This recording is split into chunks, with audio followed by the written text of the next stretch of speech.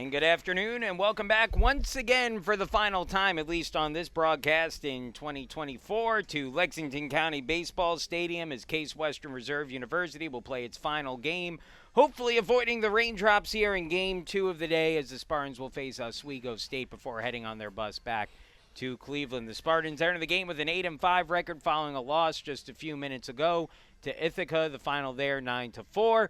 And they will face a 3-6 Oswego State team that the Spartans were able to defeat last night 14-6, and in the first game of the series 7-3. And they'll face a familiar opponent on the mound in today's game in Jonah Shearer, who pitched and started the first game that these two teams faced. In the meantime, we'll get to all that here in a second. Let's get you starting lineups for both teams, beginning with the batting order for Case Western Reserve in Game 2 of their final two games here in Lexington.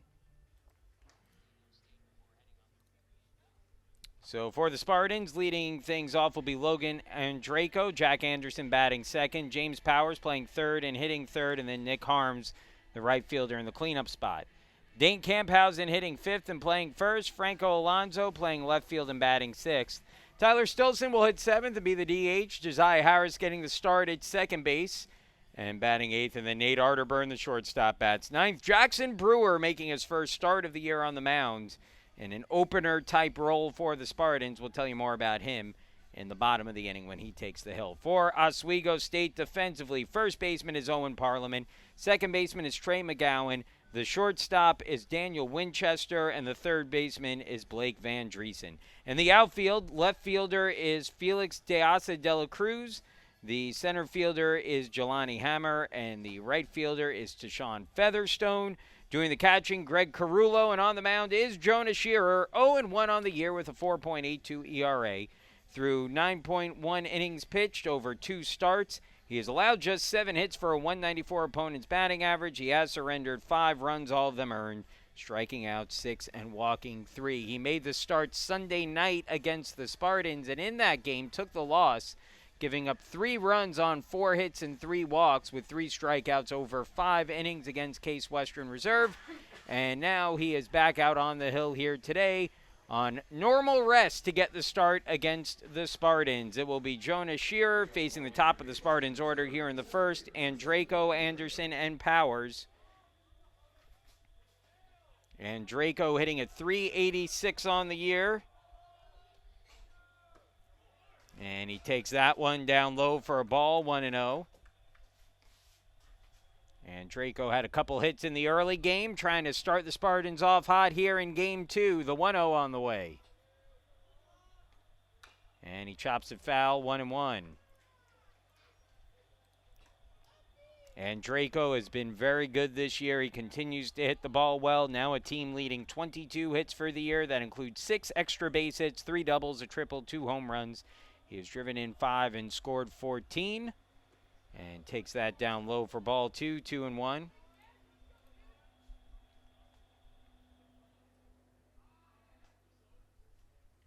Now the 2-1. Shearer sets. And now delivers. Chopper hit towards second. Takes a big hop, but played nicely by the second baseman, Van Driesen, who throws on to first to get the out, and there's one gone. Pardon me, that's McGowan at second base, not Van Driesen today. Some first batter retired, and Draco down. Now bring Jack Anderson to the plate, hitting at 347 on the year. Shearer, the sophomore out of Lowville, New York, Beaver River High School, 6'1", 160-pound righty. First pitch to Anderson, misses in, 1-0.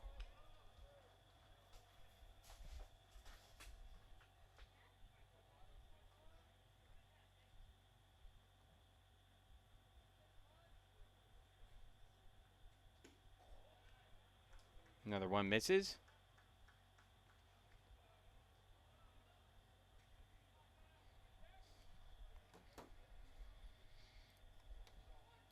Now the 2-0 to Anderson. Line drive towards the gap in right center field. That's down for extra bases. Anderson turns the corner at first. Let's see how far he'll go. He turns the corner at second, but will stop there with a double. And Jack Anderson, with his 6th double of the season, is standing on at second base with just 1 out in the inning. So Anderson getting the Spartans started with a 1-out double. And now James Powers will be the hitter. Powers batting at .298. Seems like every time his average dips below 300, he puts up a 3-for-4 day that sends him well back above the 300 mark. See if he does that here today. First pitch to Powers, outside, ball 1. Spartans have won 2 games against Oswego State already this week. They defeated the Lakers 7-3 on the first day of the tournament and beat them 14-6 yesterday. The 1-0 on the way. Powers takes that one a little low, and it's 2-0.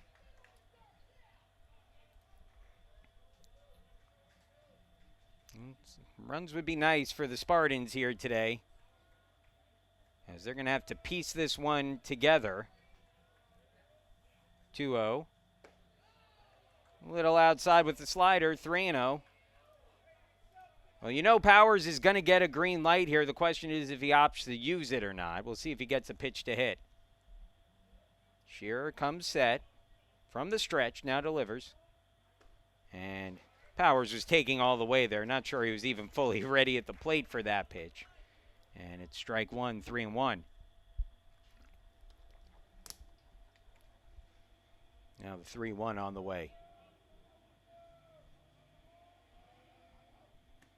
Outside, ball 4. And so Powers draws the walk, and that will put 2 on with 1 away for Nick Harms.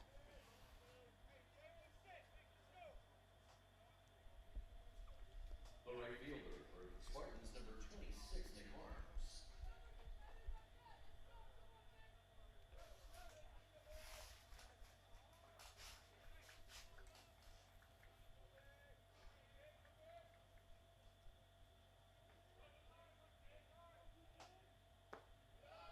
Down low for a ball, 1-0 to Harms.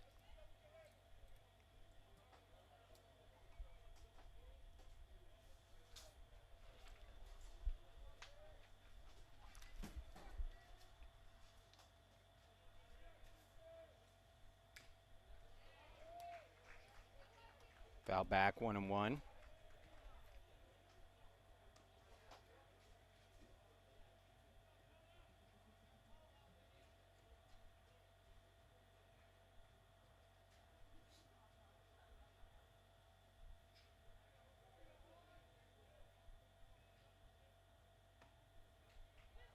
Strike 2, 1-2.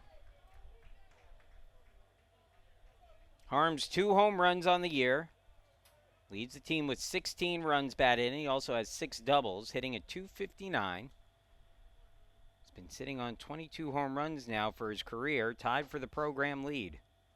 Ground ball, first base, backhanded by the first baseman, who will jog it to the bag himself. That's Parliament. And there are 2 gone. Both runners will move up. And there'll be 2 in scoring position now for Dane Camphausen.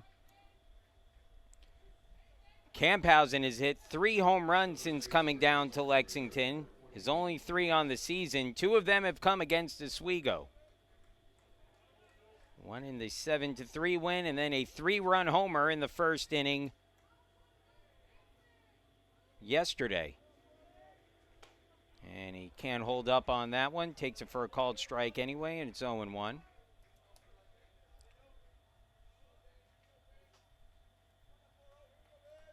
Big at bat here as the Spartans trying to put an early stamp on this game. The 0-1 pitch. And that's in there for a called strike, 0-2. And Shearer a strike away from working around some first inning trouble. Here's the 0-2. Down and away, 1-2.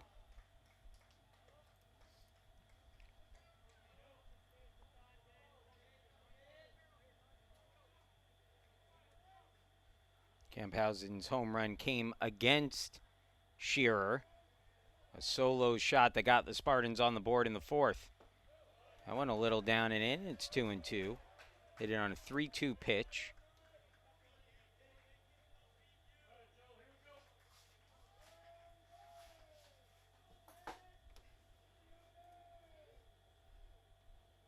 2-2 offering this time to Camphausen. Shearer gets the sign, shakes one off, now has the pitch he wants. From the stretch with a 2-2 count and 2 away. And Camphausen grounds that one softly to first. Parliament has it, takes it to the bag, and that will end the inning. So the Spartans leave 2 in scoring position in the first inning, and we will head into the bottom of the first in a scoreless ball game. Let's go ahead and get you the batting order for Oswego State. It'll be Daniel Winchester, the shortstop, leading things off. Jelani Hammer bats second. C.J. McCarthy batting third, and then Owen Parliament in the cleanup spot. Tashawn Featherstone, the right fielder, hits fifth. Trey McGowan playing second base and batting sixth. Felix de Asa de la Cruz playing left field, and he'll hit seventh. Blake Van Driesen playing third and batting eighth. And Greg Carullo catching and batting ninth. For Case Western Reserve defensively today, first baseman Dane Camphausen. Josiah Harris getting the start at second today. Shortstop is Nate Arterburn, and the third baseman is James Powers. Doing the catching, in the outfield, Franco Alonso in left. Center fielder is Logan Andreyko, and the right fielder is Nick Harms. Doing the catching, Jack Anderson. And on the mound is Jackson Brewer, who's made 4 appearances this year. This will be his 5th and his first start. Jackson 1-0 on the year with a 4.76 ERA, 11 1/3 innings on the season. He's given up 18 hits for a 375 opponent's average, but has allowed just 9 runs. Only 6 of those have been earned. He has struck out 9 and walked a pair. For Brewer, this is going to be one of those that just kind of see how long he can take them. It's a spot start for Brewer. In fact, as of this afternoon, he wasn't even supposed to start this game. But with the rain delay that happened in the first game, the Spartans went to Austin McGowan, who I think was probably going to get an opportunity to start this one. Instead, they needed him out there, and so they go to McGowan, use him in the previous game. And now it'll be Jackson Brewer who gets an opportunity here.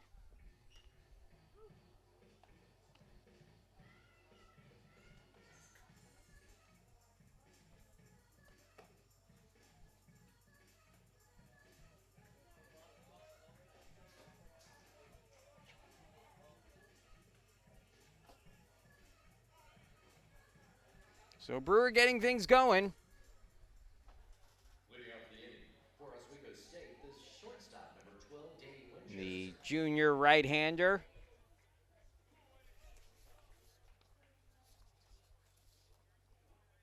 Jackson, who again has worked mostly out of the bullpen, delivers a first pitch strike to Winchester, and it's 0-1. Winchester hitting at .364 on the year. First year shortstop moving into the leadoff spot, squares to bunt, pulls it back, and takes it for a ball, 1-1.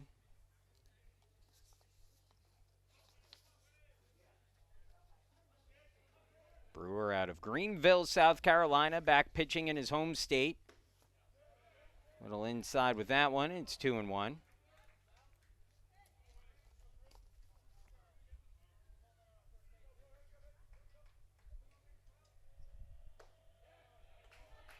Strike 2 on a swing and a miss by Winchester.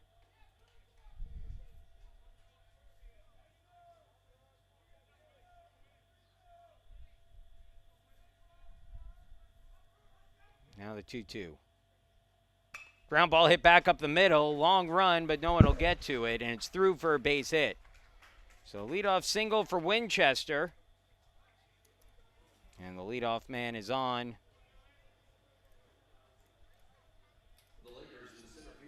For Oswego.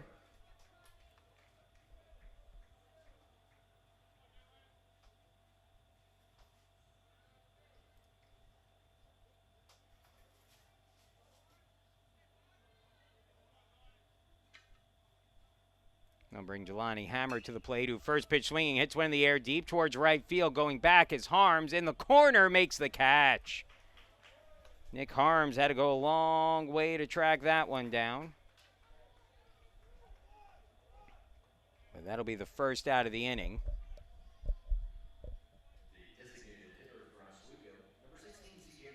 So one gone now for C.J. McCarthy, the left-handed hitter. 1 home run, 2 runs batted in on the season for McCarthy, the designated hitter in the game today.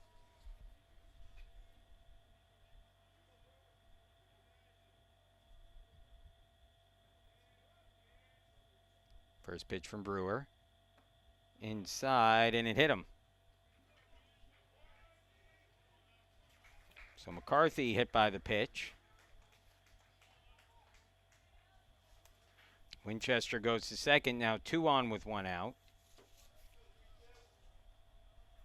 And that will bring Owen Parliament to the plate with a chance to give his team an early lead.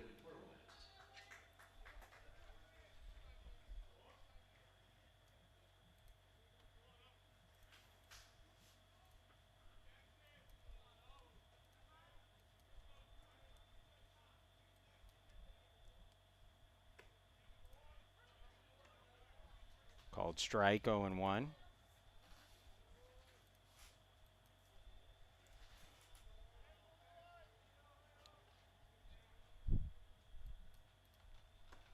Missed inside.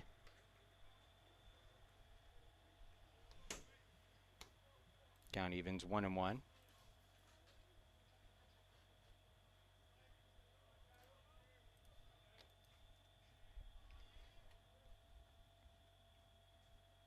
Here's the 1-1 pitch.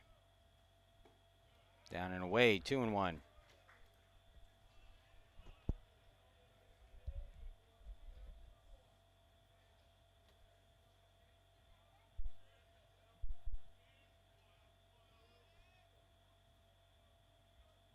Bottom of the first inning, scoreless. So that one's fouled back, 2-2.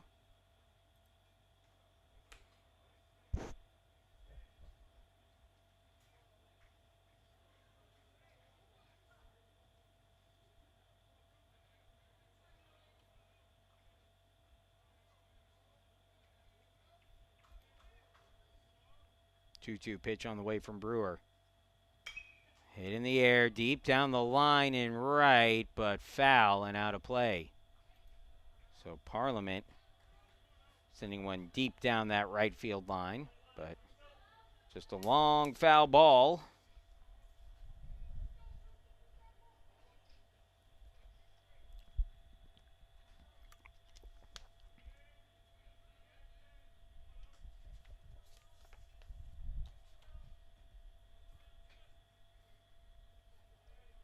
Two-two on the way.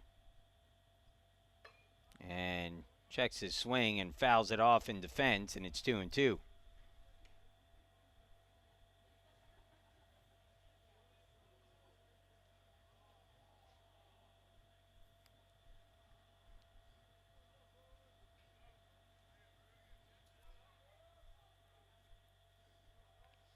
One out, 2 on for Oswego, trying to score the first run of the game here in the bottom of the first.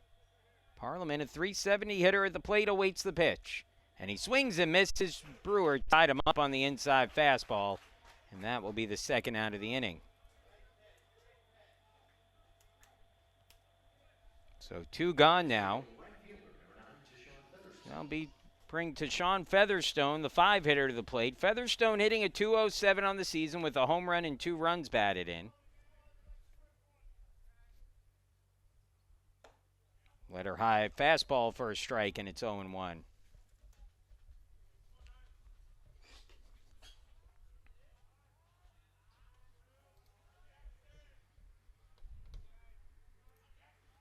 Now the 0-1. That ball hit in the air, center field, but right at Andreyko, who puts it away for the out. And that'll end the inning. So Brewer in and out of trouble in the first with a single and a hit batter. We'll move along into the second. The Spartans coming up to bat in a scoreless game. Alonzo, Stilson, and Harris due up when we return.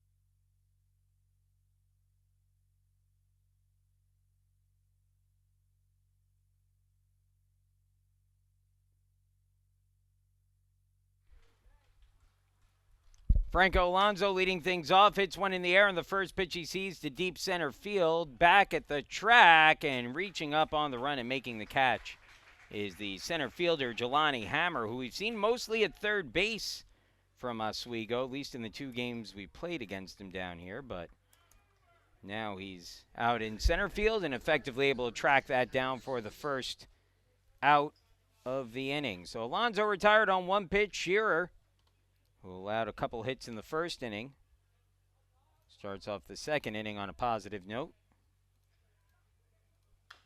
And that one fouled back by Stilson, who had a couple hits in the early game today. 0-1 the count.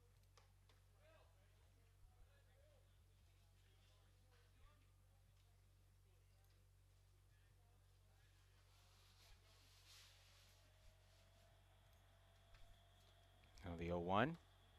In there for a called strike, 0-2. Stilson hitting a .281 on the season. 6 runs batted in.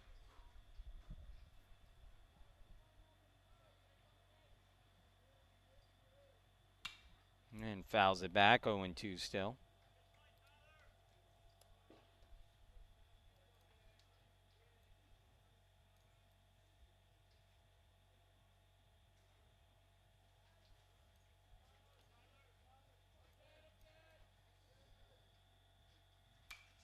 Another one fouled back.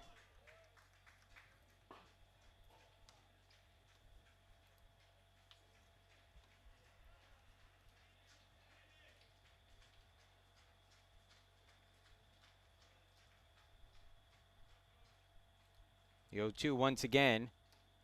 And down and away for a ball. 1-2.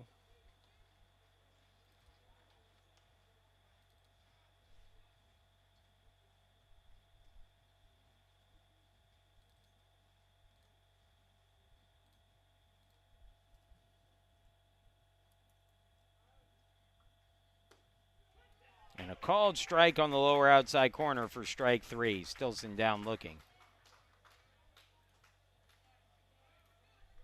So 2 gone now. And the batter will be Josiah Harris. And good to see Josiah back in the lineup after a bit of a slow start to the year. He'll get an opportunity today back at second base.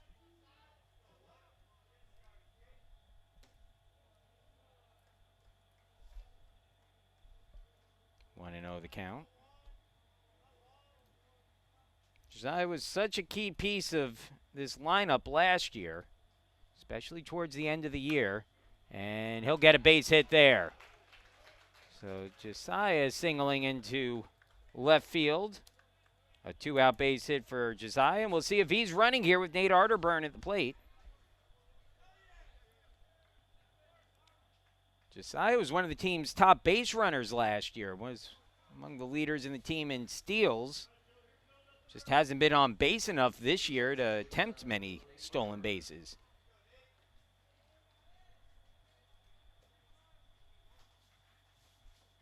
So we'll see what he could do here with Nate Arterburn at the plate. We'll see if Nate's giving him a chance to run.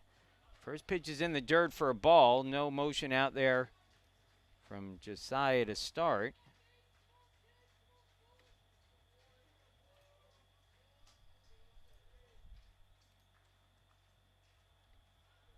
Now the 1-0.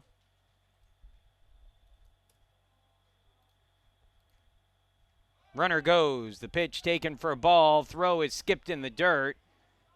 And it's a stolen base for Harris. The other piece to the equation here is that the Spartans were able to run very effectively against Carullo last Sunday night.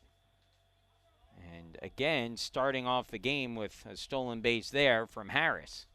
And so now with a 2-0 count, he's in scoring position, and if Arterburn can get a base hit with Harris's speed, should be able to score.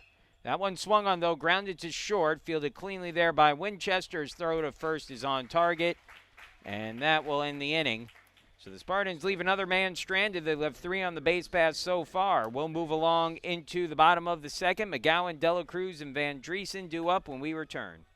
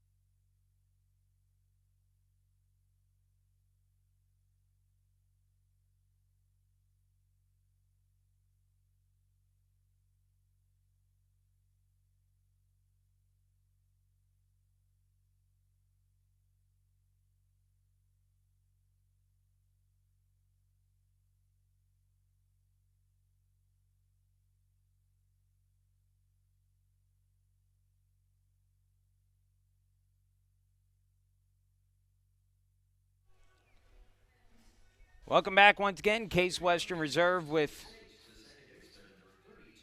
the game scoreless. We'll send Jackson Brewer out to begin the second. Brewer retired the last two batters he faced. After two had reached on him in the inning, he starts Trey McGowan off with a fastball a little high, and the count goes to 1-0. And that one's a little low, 2-0.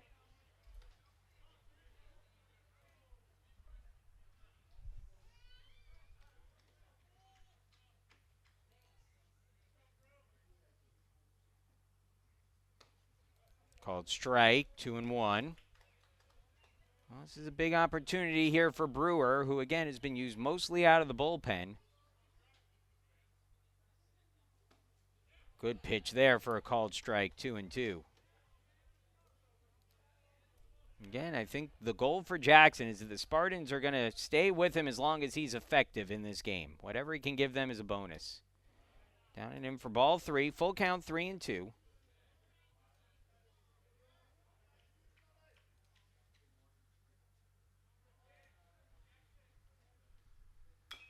And that one hit softly foul.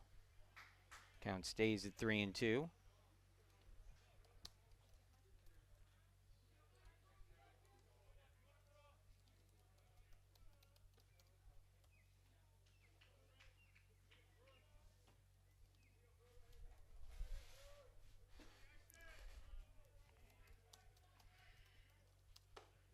And a called strike, 3.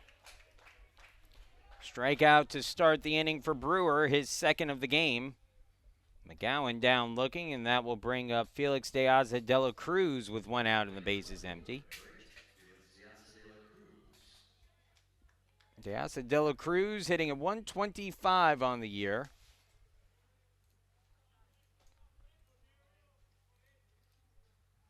Swing and a miss on the first pitch, 0-1.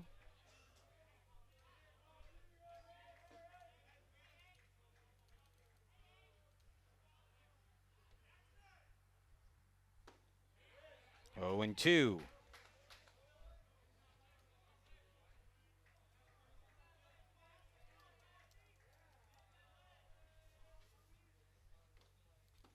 Swing and a miss, strike 3. Back-to-back strikeouts to start the second for Brewer. That one came on 3 pitches.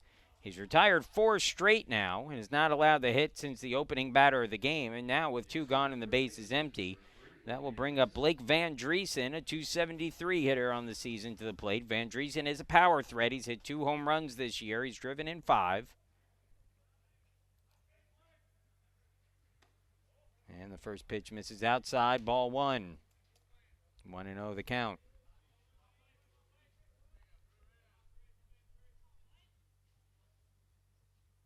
Swings through that one, 1-2, or 1-1, excuse me.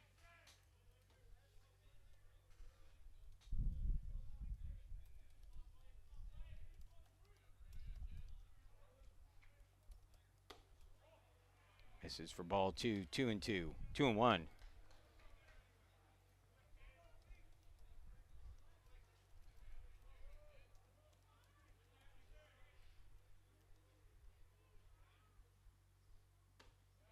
Inside corner, count evens, 2-2.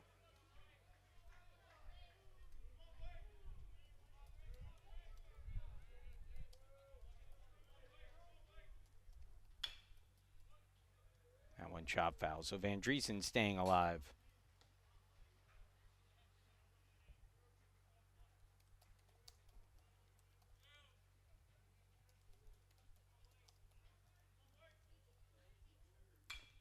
Lifted foul again, 2-2 still.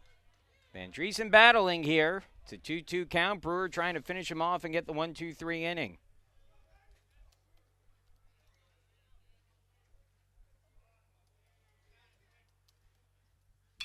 In the air, right field. Shallow. Harms calling everyone off, and in fair territory makes the catch for the out. And that will end the inning. So 1-2-3 inning for Brewer in the second. Scoreless game. We will move along into the third. Top of the order for the Spartans, and Draco, Anderson, and Powers when we come back.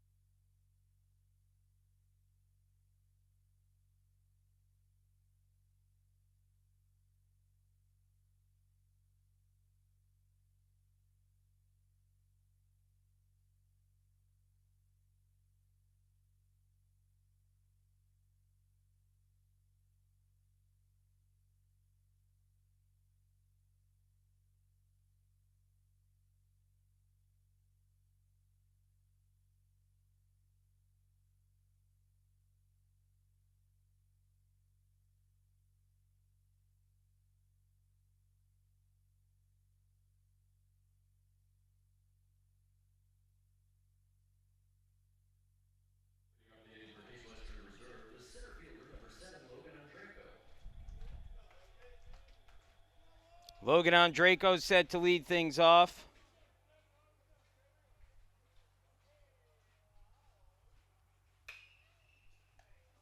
As that's hit. And in fair territory, first baseman picks it up, flips to the covering pitcher, and that'll be the first out of the inning.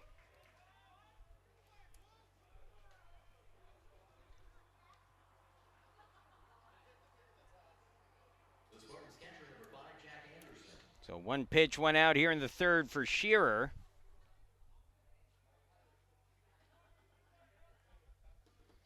Now bring Jack Anderson to the plate. Anderson doubled into the right center field gap his first time up. Skies this one into straightaway center field. Hammer there. And 2 pitches, 2 outs.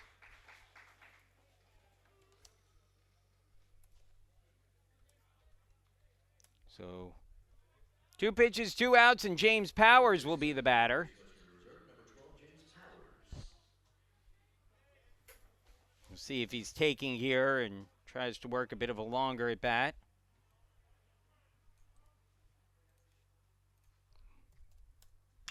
Well, swinging at the first pitch, grounds it softly down the third base side. Gloved by the third baseman Van Driesen. Throw to first, not in time. And it's an infield single for Powers. And he's on at first now for Nick Harms. The Spartan right fielder number 26, Nick Harms.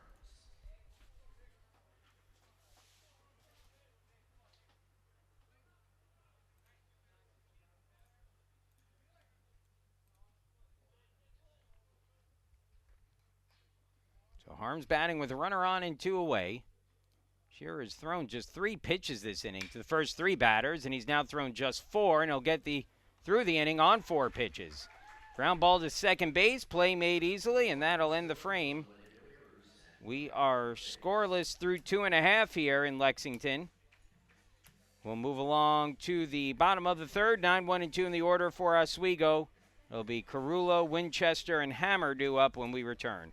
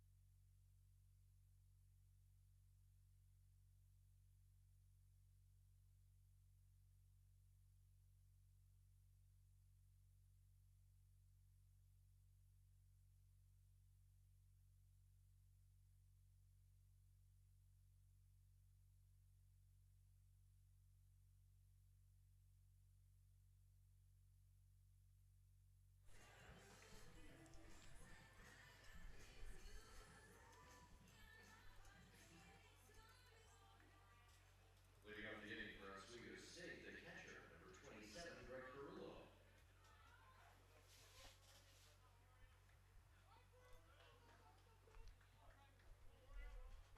Greg Carullo set to lead things off here in the bottom of the third against Jackson Brewer. Brewer has allowed just 1 hit through his first 2 innings of work. Carullo squaring a bunt, pulls it back, and takes a called strike. It's 0-1. Brewer has retired the last 5 batters he's faced in the game. Hits that one hard and over the head of the leaping shortstop Nate Arterburn, and that'll be a base hit for Carullo. So Carullo with the single. And that will bring up Daniel Winchester, the leadoff hitter, who has the only other hit of the game right now for Oswego, a single to start the game. Ends a stretch of 5 straight retired by Brewer.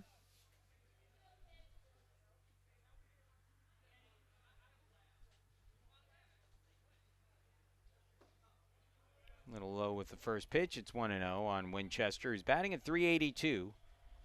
Pretty darn good for anybody, let alone a first-year player. Winchester out of New City, New York. You can tell he's going to be a pretty good ball player for this Oswego State team.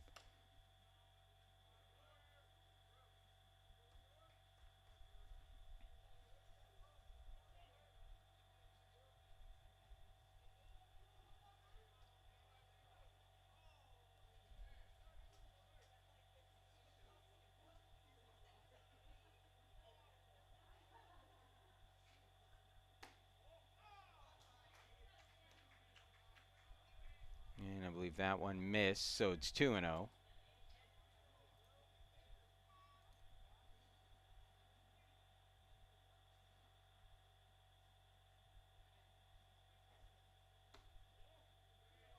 Three and 0.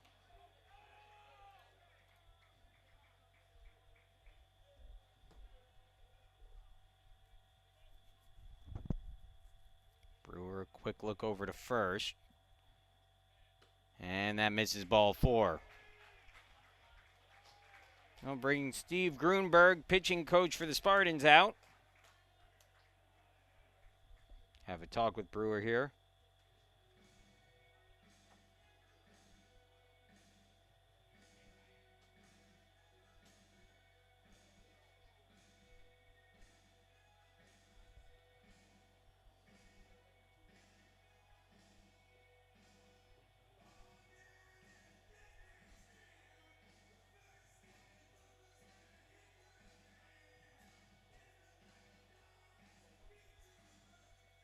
Well, the Spartans in a scoreless game right now. Oswego threatening here with 2 on and nobody out. Batter coming to the plate will be Jelani Hammer against Jackson Brewer.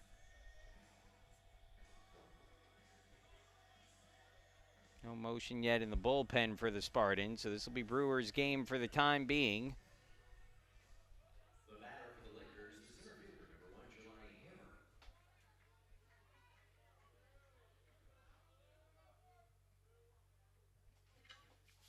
I would imagine Zach Barnes the next man up for the Spartans, but we'll see. And that one misses outside from Brewer, and it's 1-0 on Hammer, who flew out to right field in his first at-bat. Hit one deep into the corner that Harms had to track down. The 1-0. Called strike, and it's 1-1.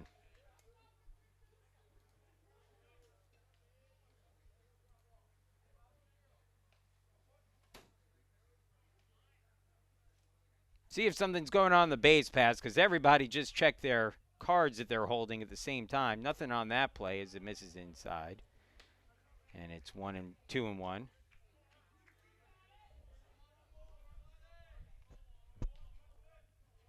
Signs came from the Oswego third base coach, and literally everyone on the base pass and Hammer all look down at their cards that they're carrying that translate those signs. That one's fouled back, and it's 2-2.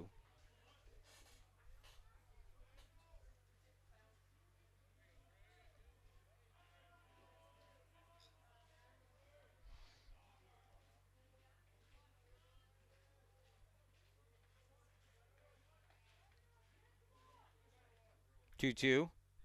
Ground ball hit towards third. Powers has it to second for one. Relay to first, and Harris will just eat it. No throw, so Spartans get one of the runners. Winchester retired. Carullo moves up to third. And so now runners on the corners and one away. I'll bring up the 3 hitters, C.J. McCarthy. Designated hitter in today's game, hitting at .333 on the year.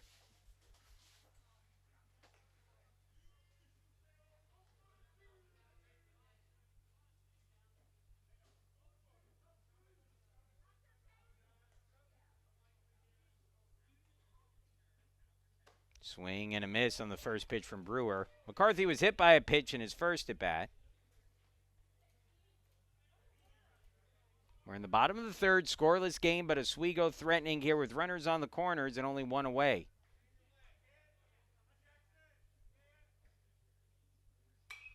Base foul, and the count goes to 0-2.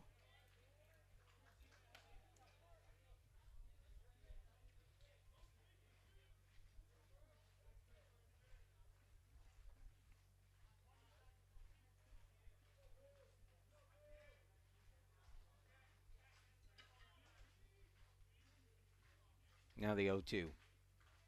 That one rocketed down the line and right, and almost hits the Spartan pitcher warming up out there in the bullpen as it goes foul. Count stays at 0-2. McCarthy got a good hack at that one.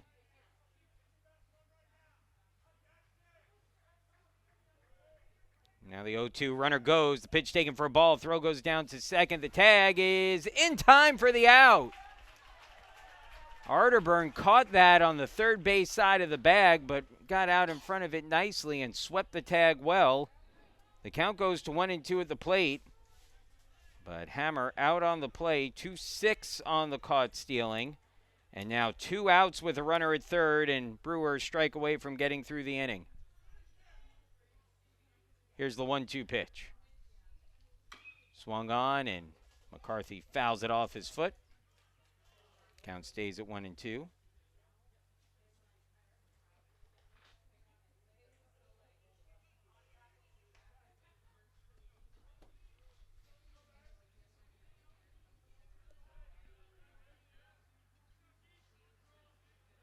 Brewer walking the tightrope so far here in the third. Trying to get one more out. The 1-2 pitch. And it hit him.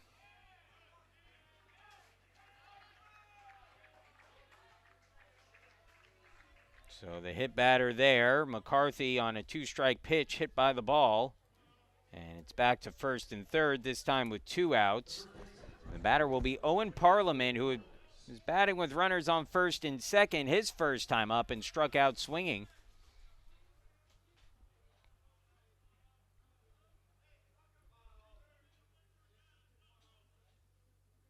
Umpire will dust home plate off.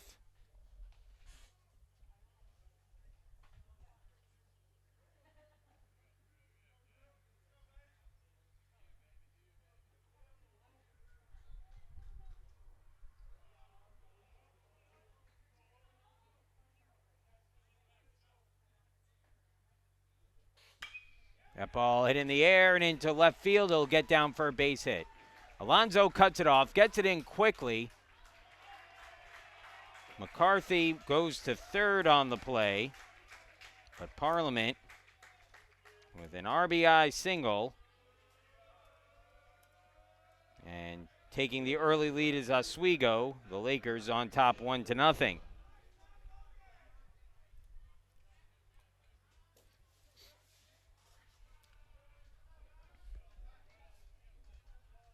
So 1-0 lead for Oswego here. Big 2-out hit for Parliament. And now Featherstone, the batter, 0 for 1 with a fly out to center. Swings and misses at the first pitch, 0-1.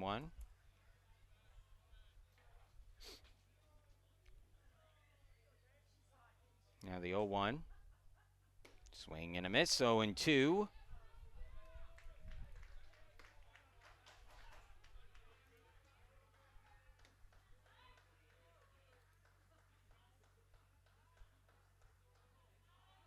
Comes the 0-2 from Brewer. In the air, center field. Andraco has it lined up, and Andraco will make the catch. So the inning is over, but Oswego strikes first in this one. They get a run on 2 hits in the inning, and we'll move along into the fourth with the Lakers leading 1-0. For the Spartans, Camphausen, Alonso, and Stilson, 5, 6, and 7 in the order due up when we come back.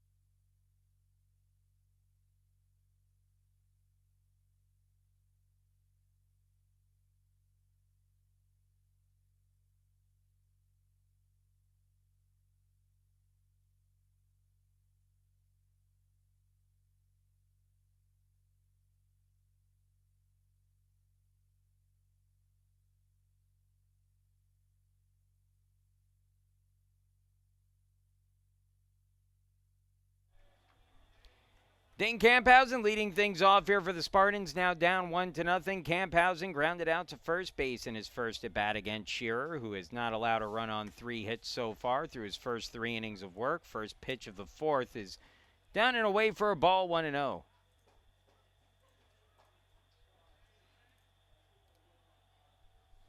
the 1-0 to Camphausen. Shearer helped out by a very quick 4th inning. He faced 4 batters and he threw 4 pitches. That one's fouled away by Camphausen, 1-1.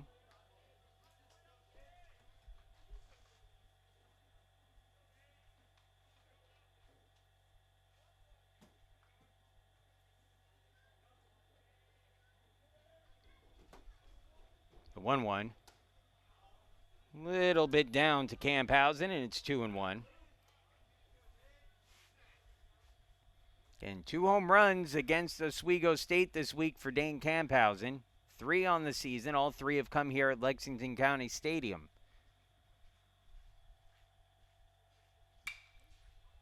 That one lifted in the air, fouling out of play.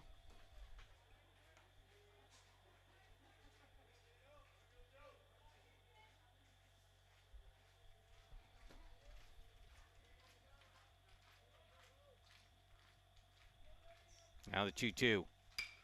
That one hit down the line and right, fouling out of play. Count stays at 2-2.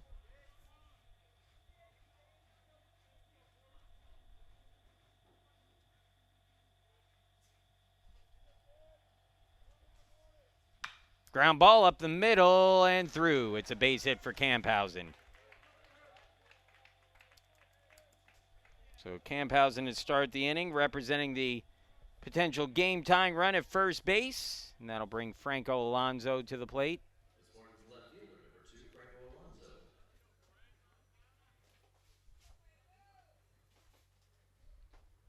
Top of the 4th inning, 1-0 Oswego State with the lead here.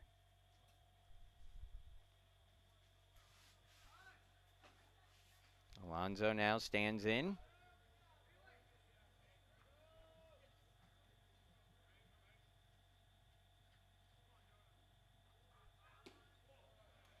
Pitch misses outside for ball 1. 1-0 to Alonso, who flew out to center field in his first at bat of the day.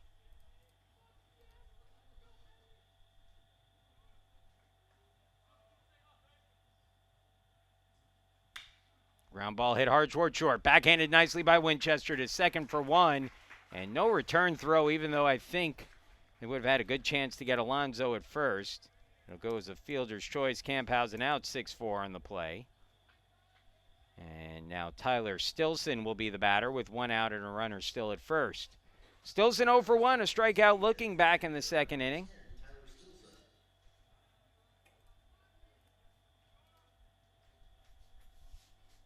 Hitting a .273 on the year with 2 home runs. That one grounded up towards the middle and through for a base hit. So Stilson on with his first hit of the game. 5th hit for the Spartans. No runs to show for it yet, but we'll see if Josiah Harris, who singled in his first at bat, could come through here. Josiah is 1 for 1 in the game. His average now up to 105 on the year. 2 for 12 on the season. He's driven in 1 run.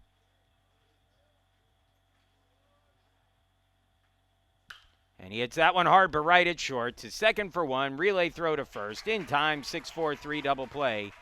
And the inning is over.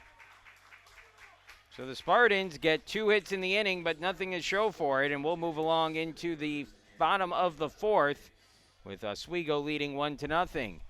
It will be McGowan, Deaza de la Cruz, and Van Driesen due up when we return to Lexington County Stadium.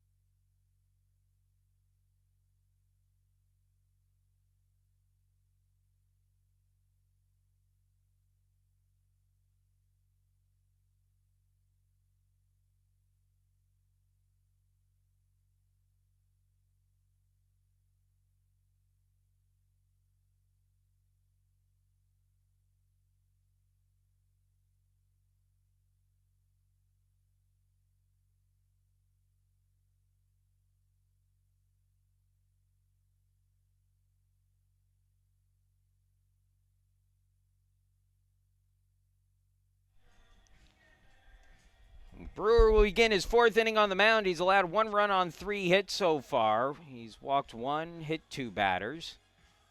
So far, so good for a day where he's making a spot start here. He'll begin the 4th inning against the bottom portion of the order. McGowan, DeAsa, Dela Cruz, and Van Driesen due up. That's 6, 7, and 8 in the order for Oswego. McGowan, a .412 hitter on the year, but struck out looking his first time up against Brewers. Sends that one in the air. Shallow center. Coming in is Andreyko, and 1 pitch, 1 out here in the 4th. As Andreyko puts that away for the first out of the inning.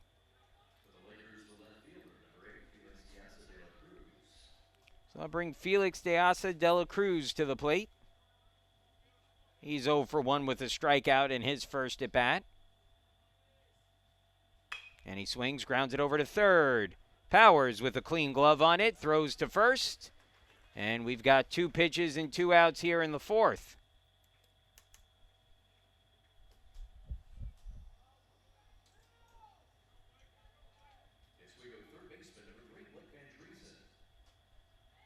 And so now Blake Van Driesen will be the batter. Van Driesen 0 for 1 with a fly out to right. I think that was called a ball, although it looked awfully close to the strike zone there as the count goes to 1-0. So 1-0 the count now on Van Driesen, who is 0 for 1. Make it 2-0. Van Driesen flew out to right field in his first at bat. 2-0. Outside corner for a strike. And it's 2-1.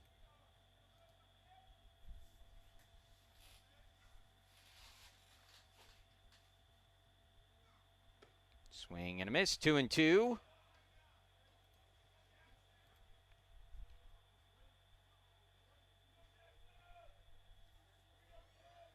Brewer looking for a 1-2-3 inning here in the 5th. And he just misses outside. Pardon me, in the 4th. Just missed outside, so it's 3-2.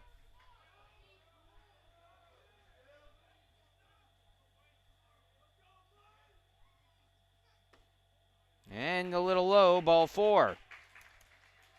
So the walk issued by Brewer with 2 outs, and that'll bring the 9-hitter to the plate. Greg Carullo. Carullo 1 for 1 with a single and has scored the only run of the game so far for Oswego.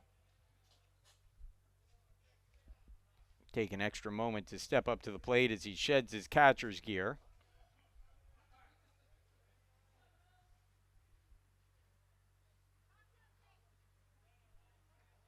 The Lakers catcher, number 27, Greg Carullo.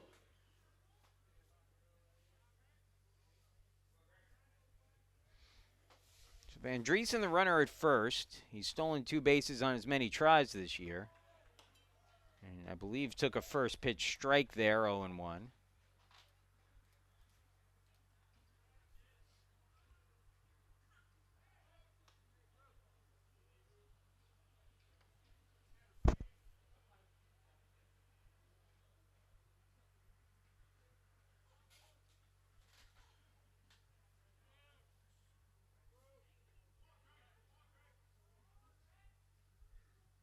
Now the 0-1.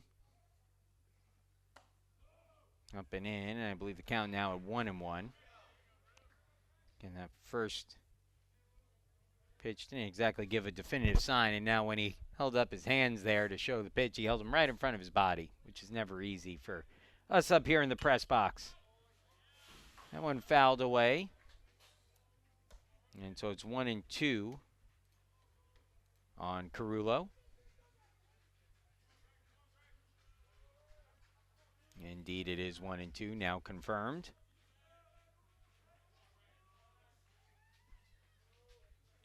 Brewers 1-2. And a little low. Dug up nicely by Anderson behind the plate, and the count stays, or moves to 2-2.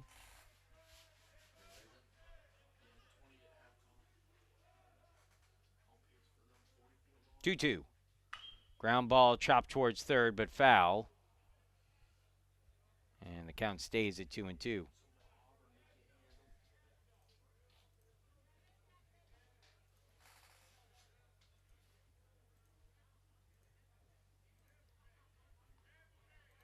Two-two pitch on the way. Ground ball through for a base hit. Second of the game for Carullo. Put runners at first and second with 2 away. So Brewer having some trouble shutting the door on Oswego State here in the 4th. Back to the top of the order now, and that'll bring Daniel Winchester to the plate. Winchester has been on base twice today, singled in the first, drew a walk in the third.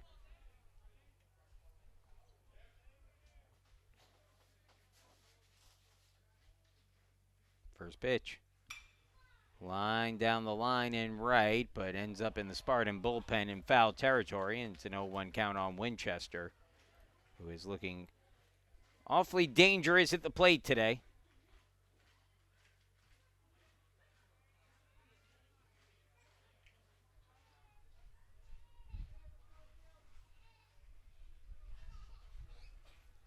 Now the 0-1.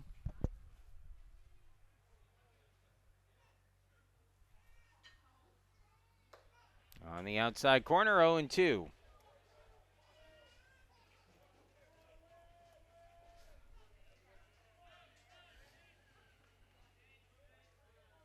Let's see if Brewer can get the last strike here. He's had 2 strike counts on each of the last 2 hitters. This time finishes him off, though. He gets Winchester swinging at the inside fastball for strike 3, and that will end the inning. 2 left on for Oswego as we move into the 5th. The Spartans trailing 1-0, and we'll send the 9-1 and 2 hitters to the plate. Arterburn followed by Andreyko and Anderson. The 3 A's coming up when we come back.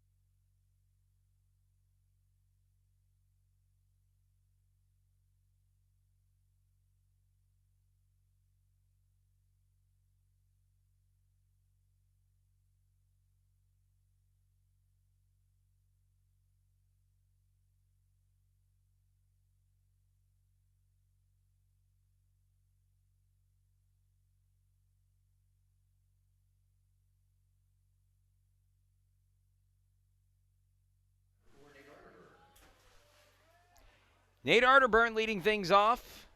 Arterburn 0 for 1 with the ground out. First pitch swinging, lifts in the air, shallow right. Could be trouble as it might be in no man's land.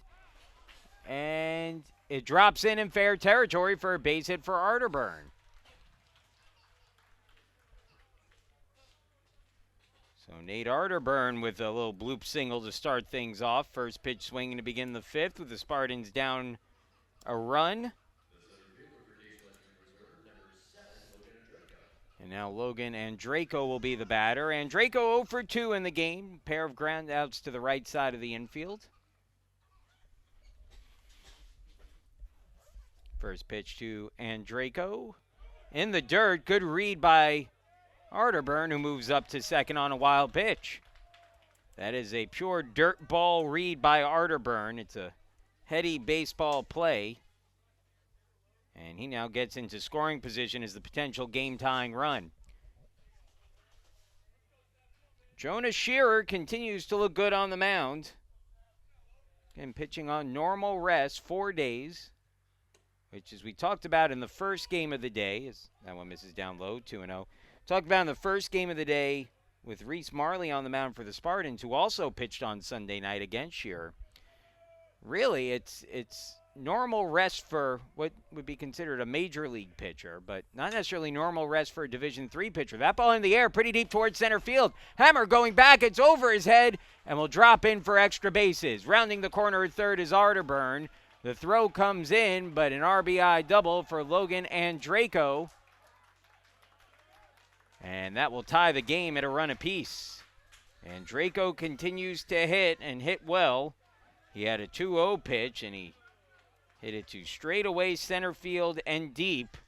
And that evens the score, and now the potential go-ahead run is in scoring position for the Spartans with the meat of the order coming up, starting with Jack Anderson, who's 1 for 2 in the game with a single and a fly out to center. Still nobody out in the inning. First pitch to Anderson, and might have missed a little bit inside as the count goes to 1-0. So we're all even. Fresh start to the ball game here in the 5th. The 1-0. Strike on the outside corner, 1-1.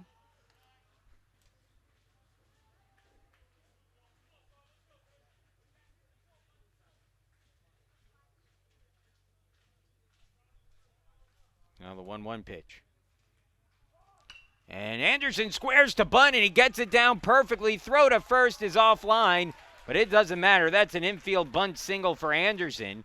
The only concern there for Jack was whether or not he was in the batter's box there when he made contact.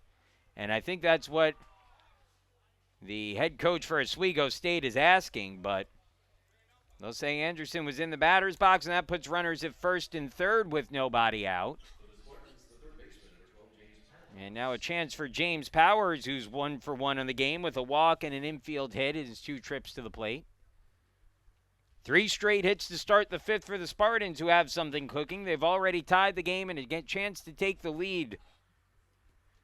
Potential go-ahead run 90 feet away. Jack Anderson, who's got good speed, is on at first. And that ball lined into left field. That's a base hit. Scoring the go-ahead run is Andraco. Anderson stops at second. Powers' first pitch swinging gives the Spartans a 1-run lead with an RBI single. It's now 2-1.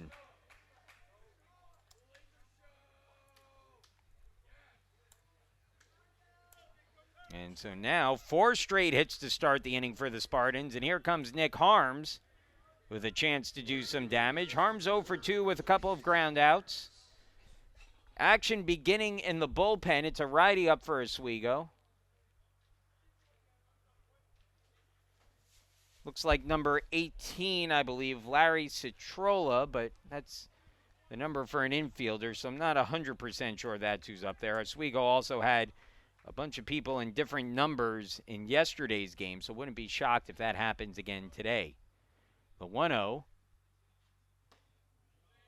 Called strike, 1-1. I will say they were kind enough to send a player up this way in those situations, which not every team does, to make sure we knew who was in the game up here. And that one popped up. Third base side. Will it stay in play? It will not. Foul ball makes the count 1-2 on Harms. RBI double for Andraco, and RBI single for Powers. Has the Spartans back on top, 2-1. 9 hits now in the game for Case Western Reserve. They've had a lot of hits, just haven't had a lot of runs to show for it.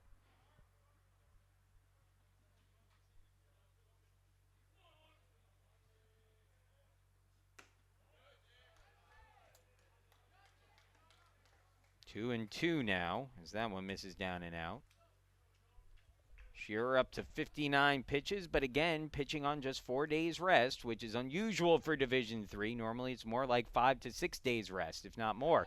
That one in the dirt, and everyone will move up on the wild pitch. Anderson to third, Powers to second, and it's now 3-2 on Harms.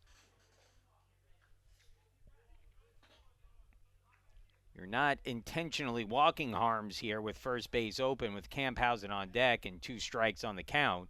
But it does give you an opportunity now if you're Shearer to really try to make your pitch here to try to get Harms out on this play. It's a tough situation as the infield pulled in. 3-2, and it misses outside, ball 4. And so that will indeed load the bases now for Dane Camphausen, who's 1 for 2 in this game with a base hit. And again, Dane has hit 2 home runs already this week against Oswego, one of them coming against Shearer. That back on Sunday. The other one was a 3-run blast in the first inning of yesterday's game. That came against Sean Derdinger. So again, it's a very hot Dane Camphausen at the plate, and he may see a new pitcher here, as this may be it for Shearer. A slow walk out to the mound for the Oswego head coach, Scott Landers. And let's see if this is a discussion or a pitching change.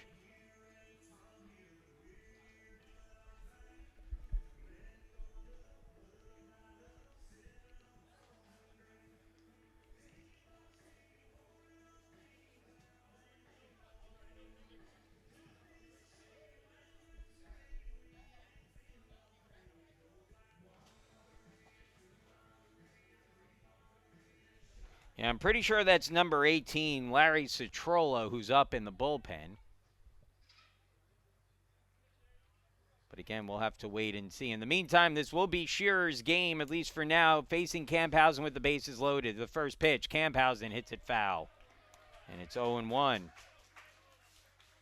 Nobody out yet here in the 5th. Top of the 5th inning, 2 across already for the Spartans, and they have the bases loaded.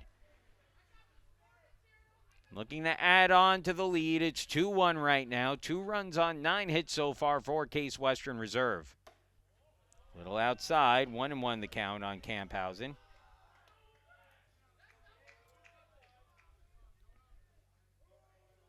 First 5 batters of the inning have all reached.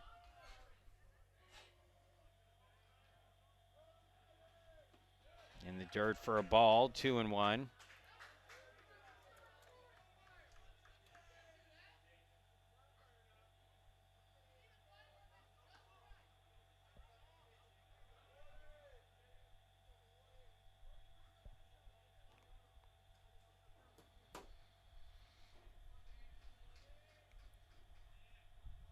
Now the 2-1.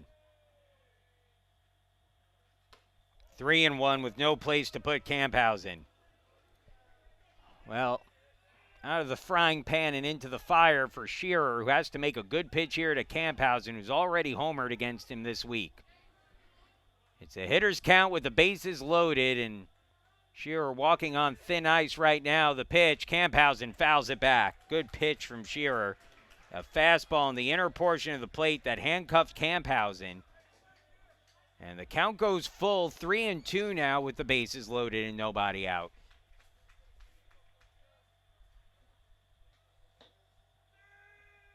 Shearer comes ready on the mound. Here's his 3-2. And chopped foul. He came with, I believe, a breaking pitch there.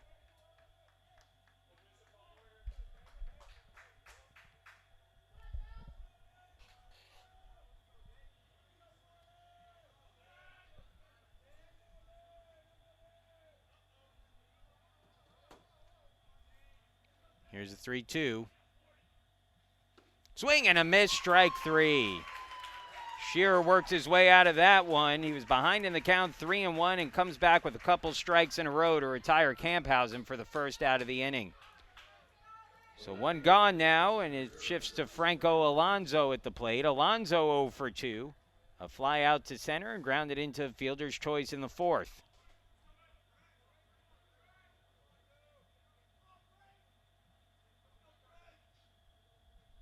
Anderson, the runner at third, Powers at second, Harms at first. Here's the pitch. And that's a called strike, 0-1.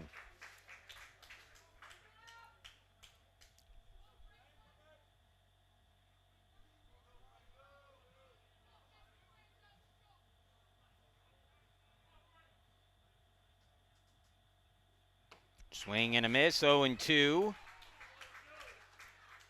Alonso hitting at .364, hit 2 home runs, the first 2 of his collegiate career yesterday against Oswego. But behind in the count here, 0-2 with 1 out and the bases loaded. The 0-2 from Shearer. Down and out, ball 1, 1-2.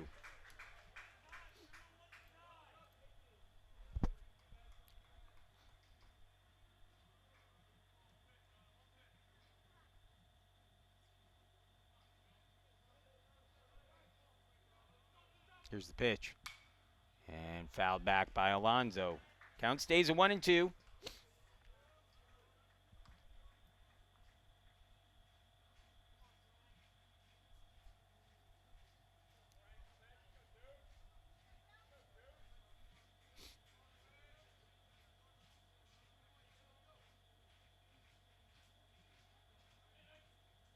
And it hit him.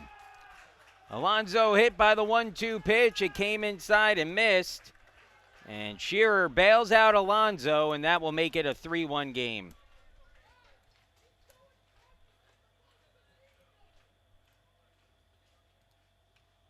And that will do it here for Shearer, whose day will be done. He'll leave the game with the bases loaded and 1 away. Stilson coming up, and he'll face a new pitcher when we return.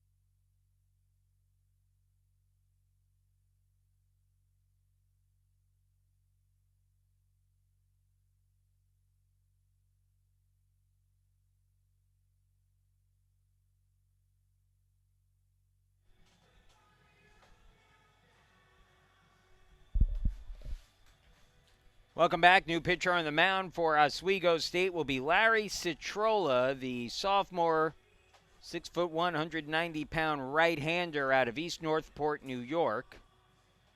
Citrola on the year, 0-1 through 3 appearances with an ERA of 12. He's given up 10 hits, 15 runs, 8 of them earned in 6 innings. He has also walked 7 and struck out 5, so opponents hitting .333 against him. And when you combine the walks, the hits, and the hit batters, he's allowing 3 base runners per inning, which is a high number. And he's entering the game in a situation where he needs to get outs and he needs to get them quick. He'll be facing Tyler Stilson, who's 1 for 2 in the game with a base hit in his last at-bat. Still just 1 out and the bases loaded. Powers at third, Harms at second, Alonso at first for the Spartans. They lead 3-1, 3 runs coming across this inning. Stilson, the 8th batter of the inning for the Spartans. Double play depth in the infield as Stilson pops this one up. Foul territory. Will it stay in play? It will not. So the count goes to 0-1 on Stilson. And if you're just joining us, we're in the 5th inning of the second game of the day. The Spartans fell to Ithaca 9-4 in the first game. They were within 2 runs, 6-4, when the game went into a 2-hour and 50-minute rain delay. And when they came back, Ithaca scored a run almost immediately after the rain delay ended. As that one lined into left field, base hit for Stilson. 2 runs should score on this one. Powers crosses the plate. Here comes Harms. A 2 RBI single for Stilson, his second hit of the game. And the Spartans increase their lead to 5-1. Alonzo stopped at second on that, although still dancing off the bases.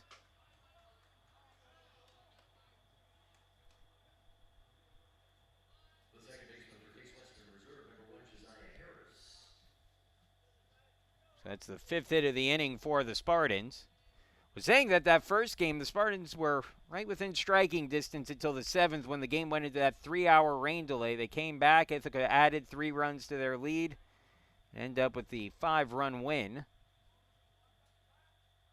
That's why this game started late. Both runners will go here. Hit and run. Ball goes down the third baseline. Jumps up and bites the first baseman. And that'll be a base hit for Josiah Harris. RBI singles. Alonzo, some heads-up base running, scores from second.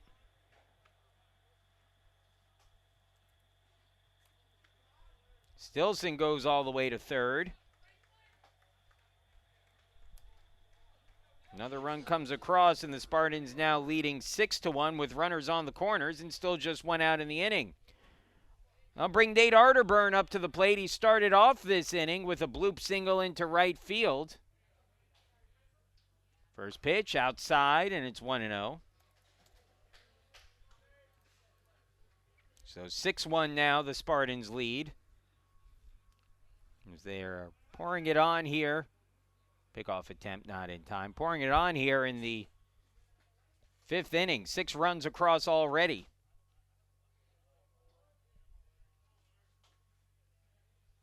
Trying to keep it going. Still just 1 out.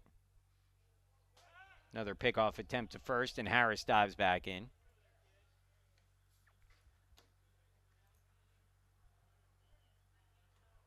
Josiah's already stolen 1 base this season, or in this game.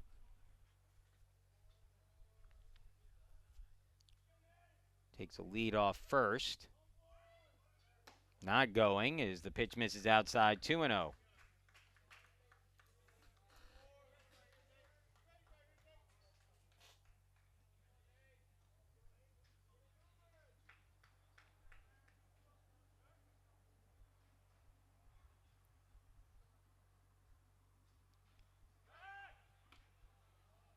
Citrola concerned with Harris at first, as he should be.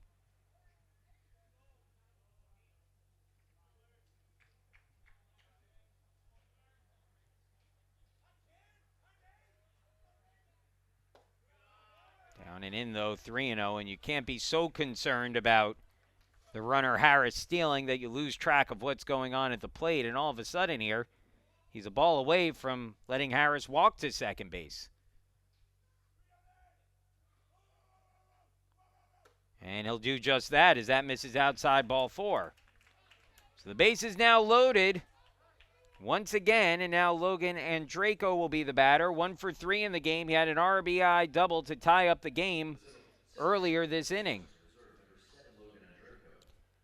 Andraco will be the 11th batter of the inning for the Spartans. Stilson the runner at third, Harris at second, Arterburn at first. They're loaded with 1 away. Andraco now with 6 runs batted in this season. The double was his 4th of the year. And one misses outside, 1-0.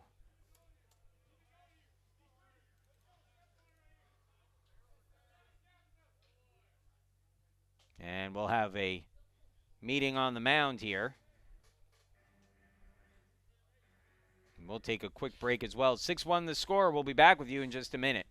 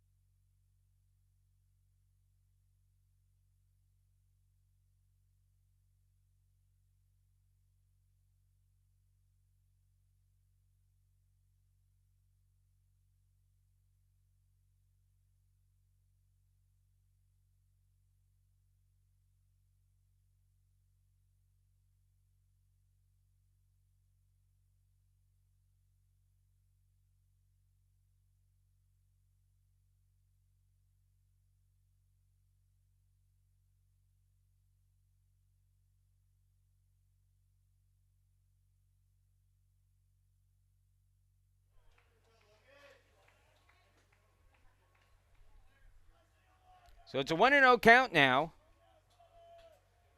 And Draco at the plate. And he lifts that in the air. Left field, but deep. Should get the run in. Underneath it is the left fielder. Puts it away for the out. Tagging from third and scoring without a throw is Stilson. Deaza de la Cruz was able to get it in quickly, but didn't matter, and that makes it a 7-1 game. So a sacrifice fly for Draco.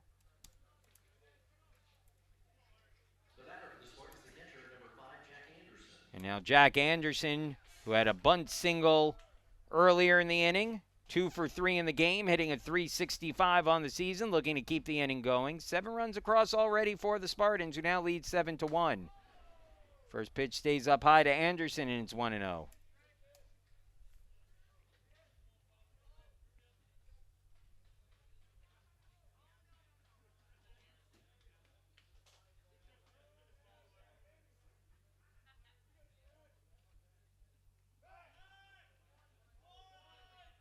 They'll look the runner back.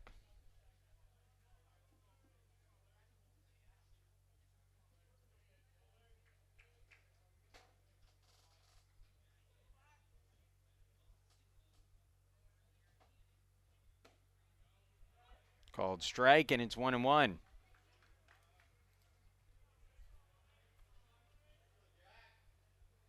Jack Anderson really starting to get into a groove at the plate.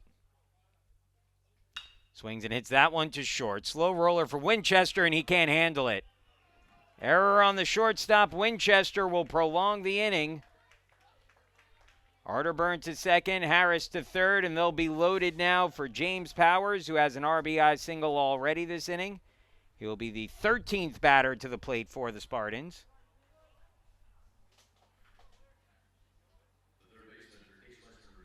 And we will get another pitching change for Oswego. So the day is done for Citrola, called the bullpen. Third pitcher of the inning for the Lakers when we return.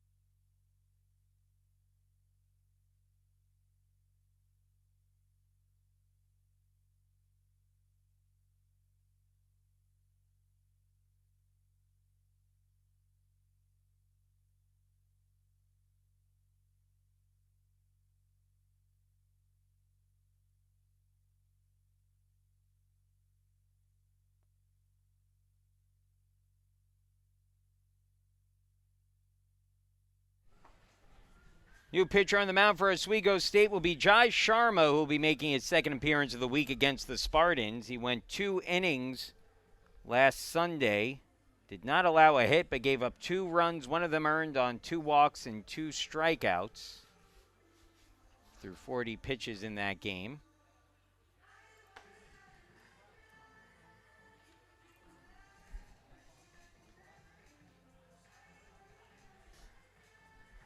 Sharma, the senior out of St. James, New York, Smithtown East High School, will be making just his second appearance of the season, so the only other one he's made was against the Spartans. And he'll come in here, the lefty, to face a couple of lefties in a row with Powers and Harms due up next. Powers up now. James 2 for 2 in the game with 2 singles and a walk, and takes the first pitch down low, ball 1.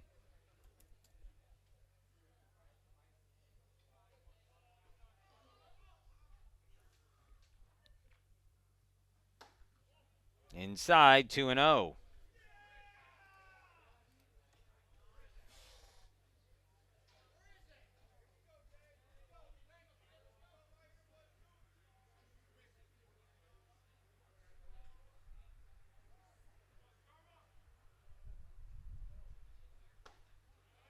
Powers takes that for a called strike. 2-1 now.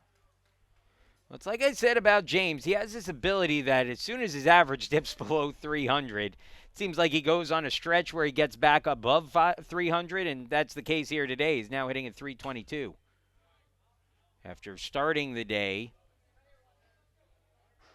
at 298. Fouls that one back, and the count goes to 2-2.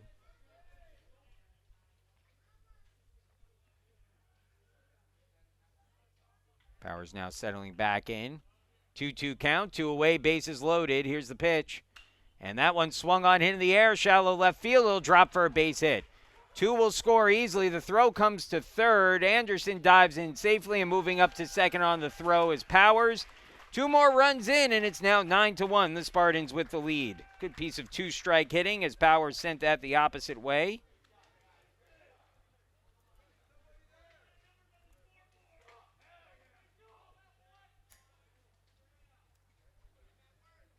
Both of those runs unearned.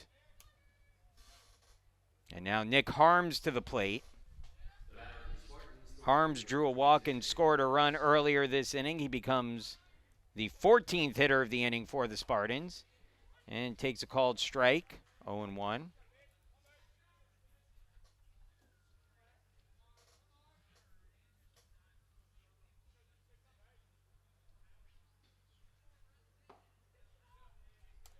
One and one now.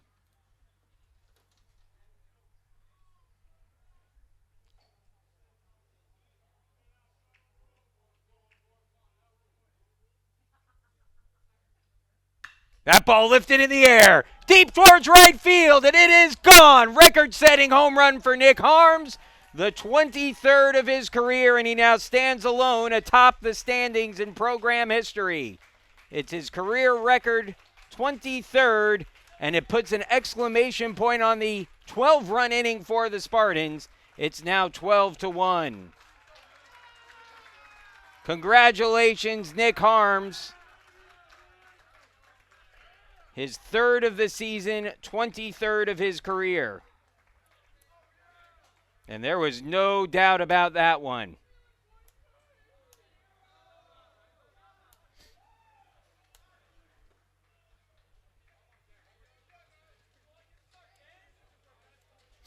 So now, the inning continues with Dane Camphausen.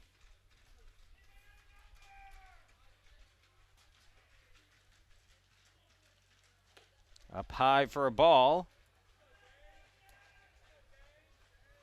Well, the Spartans have busted out here. Some frustrations throughout the day. Taking it out on Oswego pitching here, as that one is a called strike. It's either 2-1 or 1-2 right now. See if the umpire holds some fingers up for us here. And that misses inside, I believe.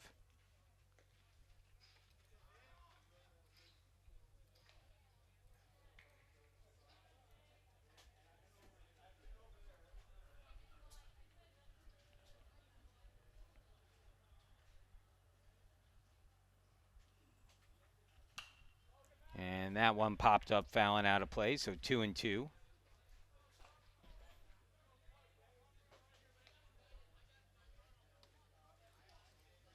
Congratulations to Nick Harms.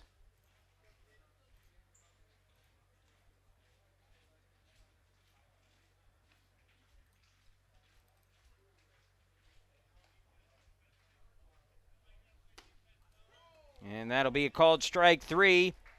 But a tremendous inning for the Spartans, who sent 15 batters to the plate and scored 12 runs on 8 hits. Nick Harms sets a new program record with his 23rd career home run. And Case Western Reserve now leads 12-1 over Oswego. We'll be back in a few minutes. The Spartans have taken control in this one. It'll be Hammer, McCarthy, and Parliament due up when we return.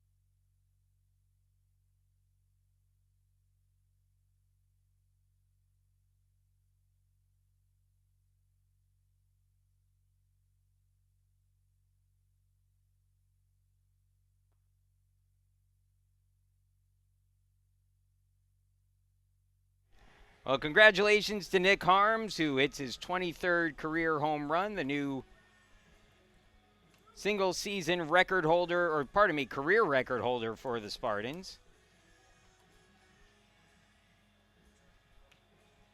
And a new pitcher on the mound for the Spartans. It'll be Zach Barnes who takes over. We'll get you some information on Zach here in just a second. But Zach will be making the relief appearance, taking over for Jackson Brewer. Leading up the inning for Oswego State, the center fielder, number 1, Jelani Hammer. And really a great spot start for Brewer today, and we'll give you some numbers on him. As the first pitch, breaking ball misses down and away to Hammer, 1-0.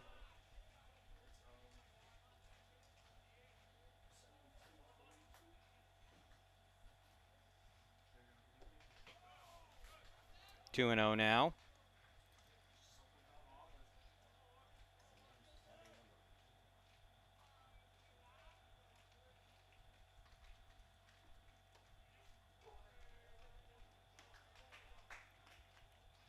Called strike, 2-1.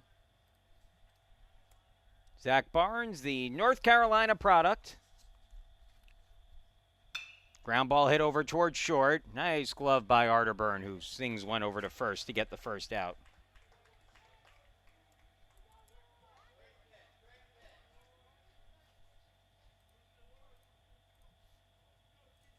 The Lakers designated hitter number 16, C.J. McCarthy. Brewer. Pardon me. We'll get you numbers on Brewer here in just a minute. Let's tell you a little bit about Zach Barnes, the new pitcher on the mound for the Spartans.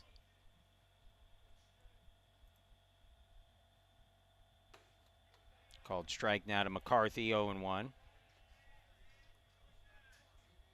Barnes, 6'4", 185 pounds, out of Chapel Hill, North Carolina. And a called strike, 0-2. On the season, 1-0 with a 5.59 ERA through 4 appearances. He does have a save as well. That one lined into center. And Andraco with a little leap tracks it down. And there's 2 quickly retired here for Brewer. Pardon me, for Barnes. The Oswego first baseman, number 28, Owen Parliament. Brewer, again, a spot start for Jackson, and he was fantastic. 4 innings, 4 hits, 1 run, 2 walks, 4 strikeouts.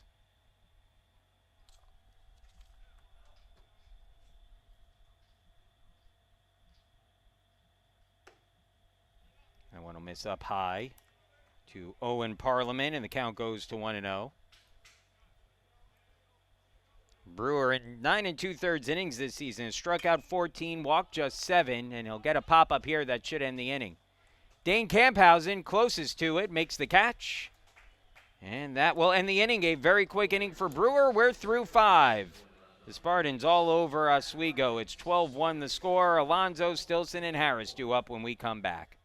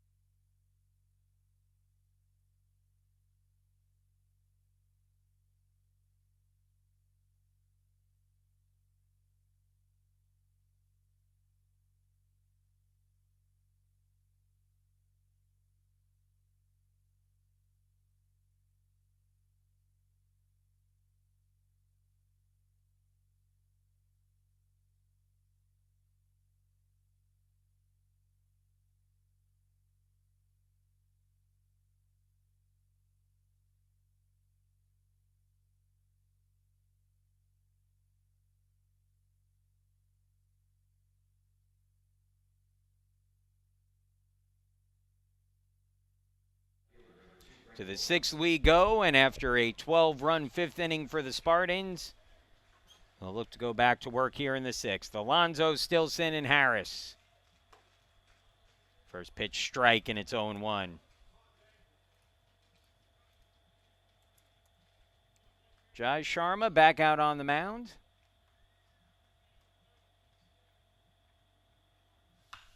And Alonso turns on that one, sprays it into the fence, and it's 0-2. It'll be Alonso, Stilson, and Harris this inning. Alonso hit by a pitch with the bases loaded last inning and has an RBI in the game. 0 for 2 otherwise. That one hit hard on a line, but right at the third baseman for the first out of the inning. Alonso retired. Tyler Stilson will now be the batter. Stilson hitting here with one away and the base is empty. He's 2 for 3 in the game, including a 2 RBI single in that 12-run fifth.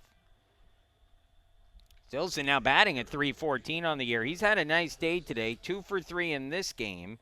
In the earlier contest, Stilson went 2 for 4, so 4 hits in 7 at-bats today for Stilson. That one hit in the air down the line, right field, foul territory. No one will get to it, and it's an 0-1 count on Stilson. Stilson, whose high school teammates with the current Spartan pitcher, Zach Barnes, the 2 first years. Sharma ready to go. His first baseman Parliament wasn't in place yet. And that one missed. And Stilson held up, 1-1.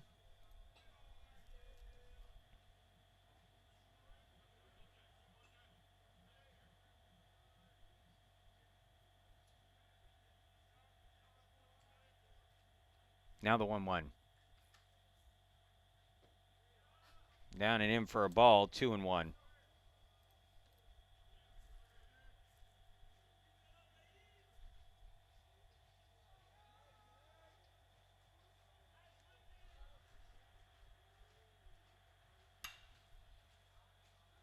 Another one fouled away by Stilson, and it's 2-2 on him now.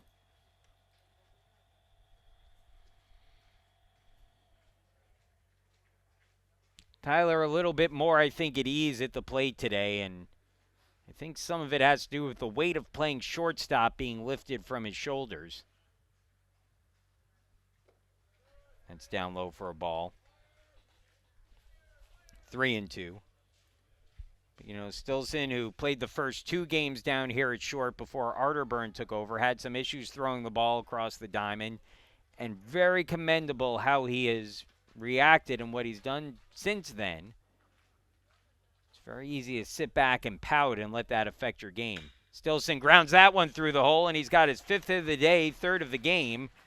A single through the left side. And talk a little bit more about Stilson here because, again, it's very easy to beat up on yourself at that point. And instead what he did was he came back 2 days later, made the first start of his collegiate career on the mound after appearing in a game out of the bullpen earlier.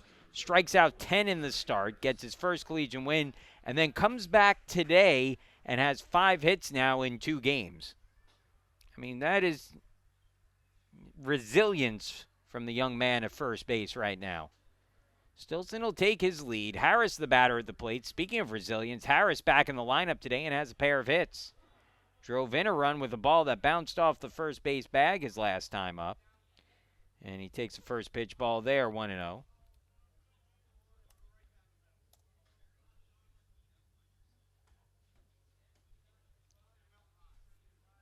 If Harris can get his bat going, that one chopped over to short, should be 2 to flip to second for 1, on to first. Nice dig out by Parliament there to complete the 6-4-3 double play. Second one Harris is grounded into today. Stilson retired as well in the play. It's a quick inning in the 6th, and we'll move to the bottom half of the inning. It'll be Featherstone, McGowan, and Dela Cruz due up when we get back. 12-1, Spartans leading.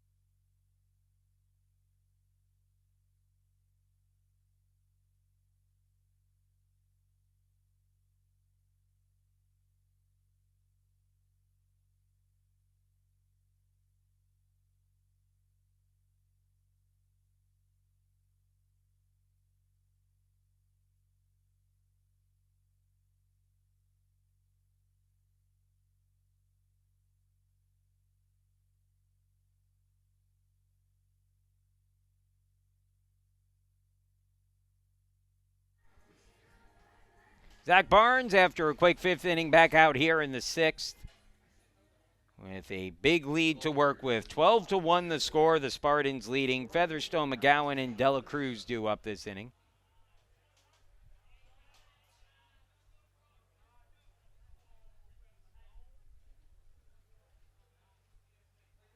Featherstone leading things off. 0 for 2 in the game with a pair of flyouts to Logan and Draco in center. Swing and a miss, 0-1.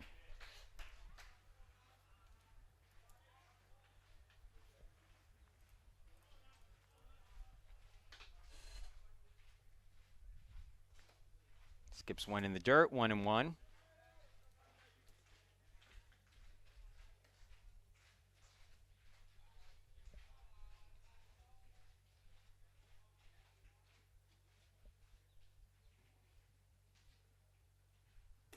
Swing and a miss, 1-2.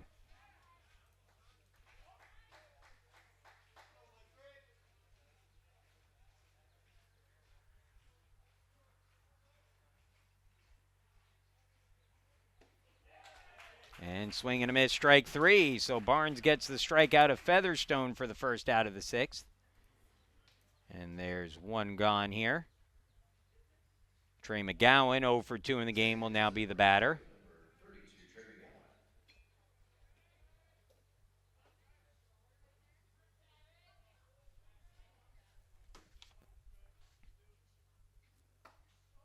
McGowan takes the first pitch high from Barnes.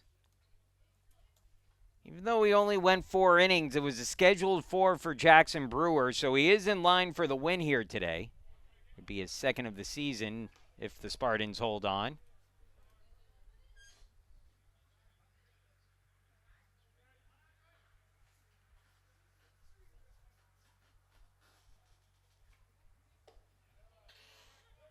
Called strike, 2-1.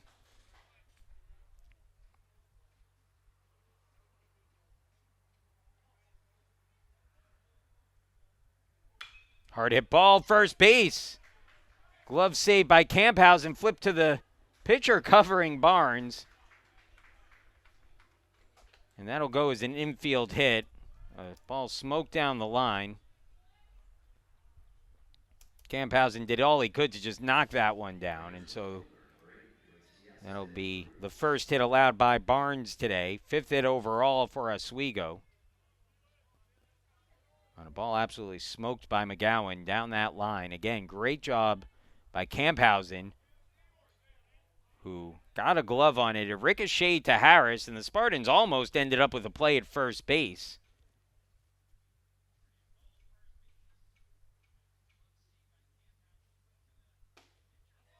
Checks the swing there, and Dela Cruz, Deasa Dela Cruz, falls behind in the count, 0-1.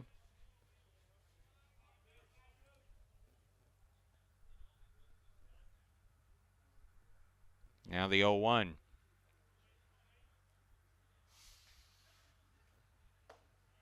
Right in there, called strike. Pickoff attempt at first, not in time. Count goes to 0-2.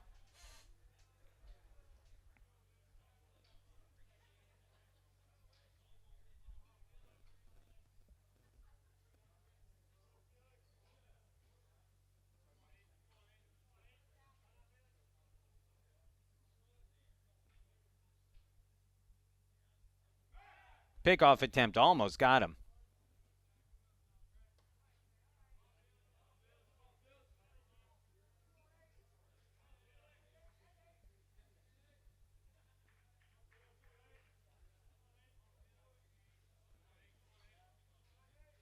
Oh, 2 from Barnes to Deasa Dela Cruz. Little low, 1-2. It's been a long day for the Spartans. It'll be a long bus ride back as well.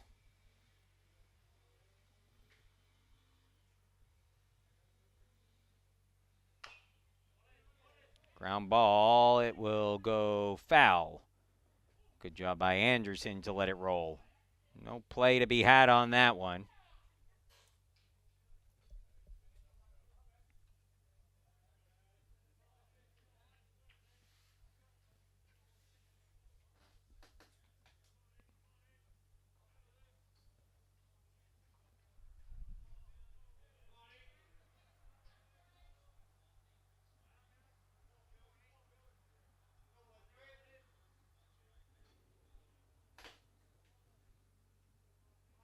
1-2 now the count.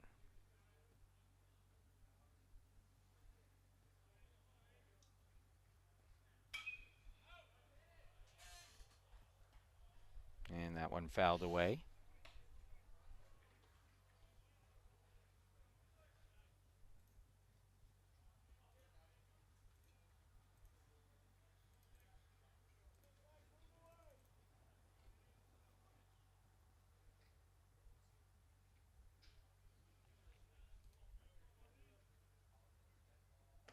Called strike 3. Second strikeout of the inning for Barnes. 2 outs now with a runner at first, and the batter will be Blake Van Driesen, hitting at .261 on the year. He's 0 for 1 today with a flyout and a walk.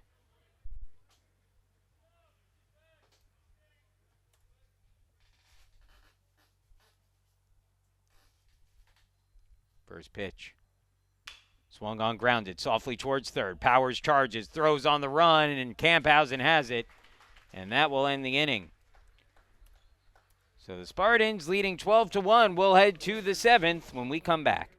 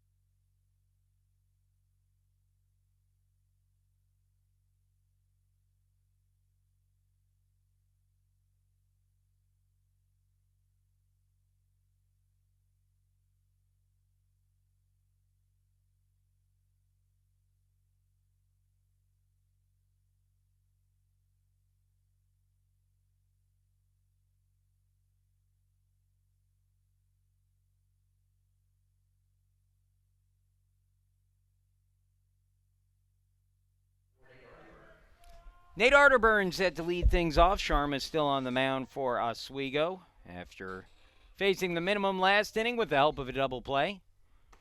Arterburn takes a called strike, 0-1. Top of the 7th inning. Arterburn 1 for 2 in the game, a single and a walk, along with a ground out. Hits that one hard down the third baseline, through for a base hit. Arterburn should have 2 on this one. He turns the corner at first and will pull into second, standing up with a double to start the inning.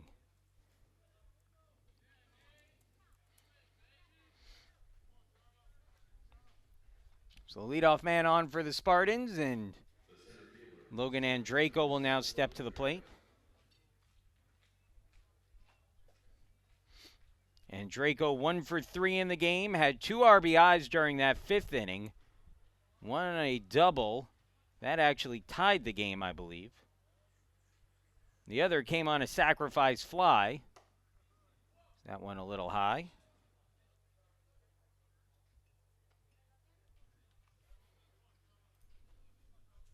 Count goes to 1-0 on Logan.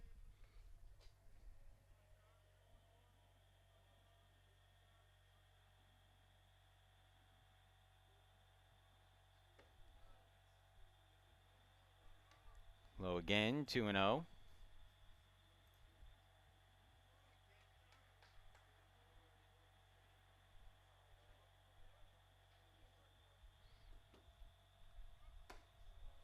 Middle high, 3-0.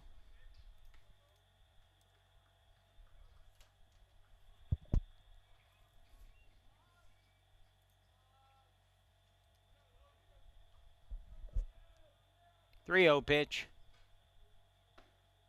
And then Draco taking all the way, takes a called strike, 3-1.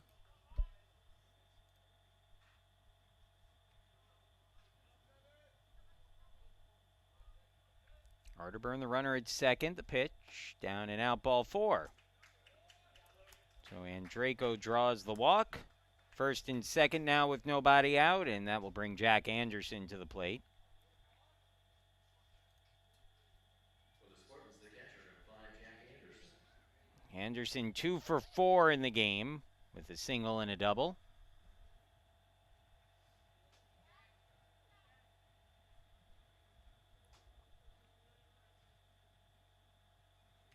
And a big cut there from Anderson, comes up empty, 0-1.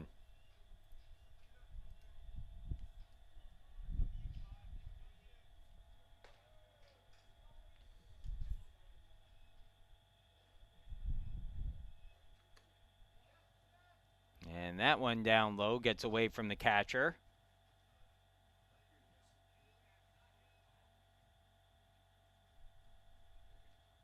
You're going to ask the umpire something here.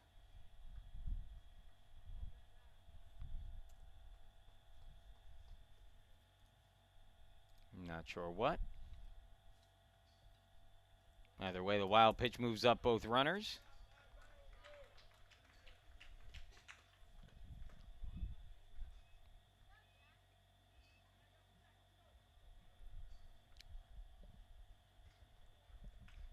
One and one the count.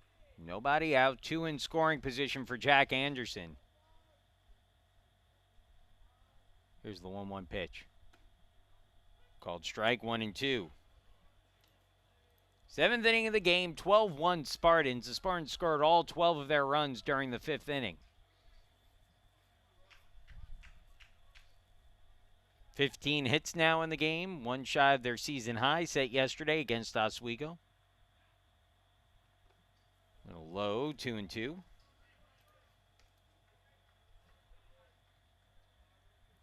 Ended up being a pretty nice afternoon here in Lexington.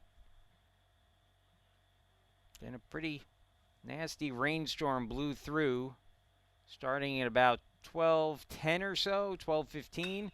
Line drive, boy, Sharma had to scoot out of the way of that one. 1 run in to score. Station to station baseball here with the big lead, but it's an RBI single for Jack Anderson, who sends one back through the originator, and it's now 13-1.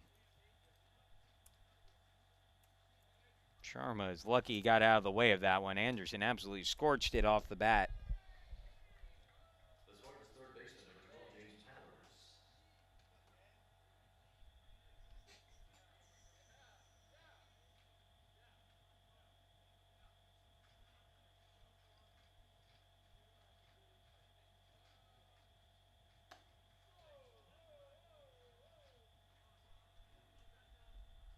Want to know the count now on Powers. Still nobody out in the inning.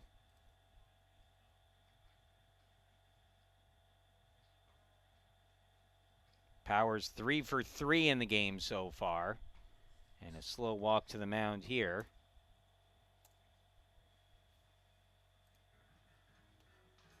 We'll take a quick break as well. Scores 13-1, Case Western Reserve leading.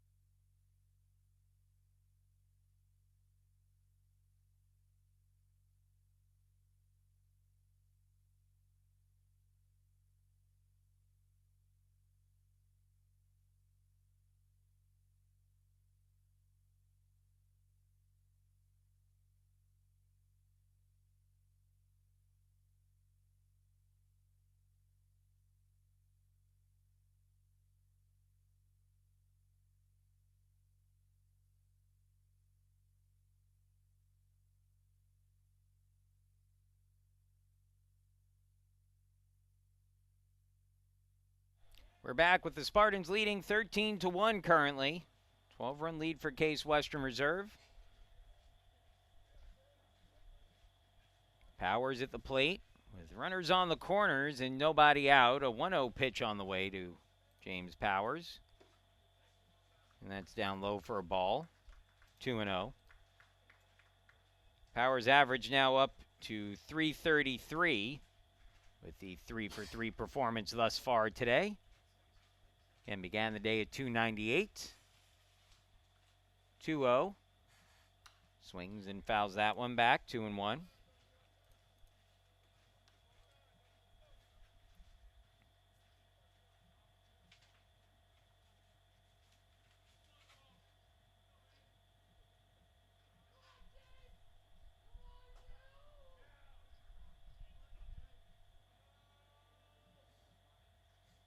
Two-one pitch. 3-1.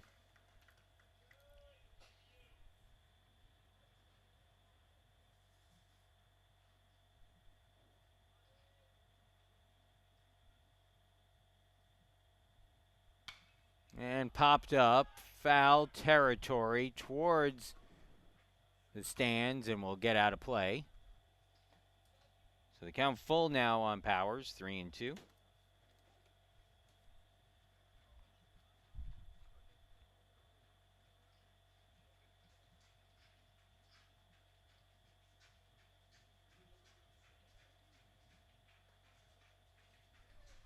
Anderson at first and Draco at third.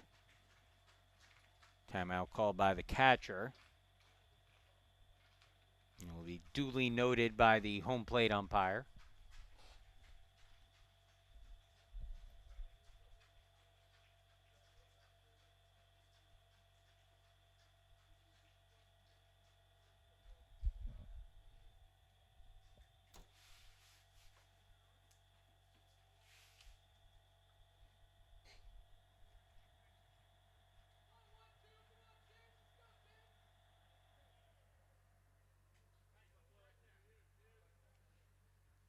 Sharma looking down his wristband, and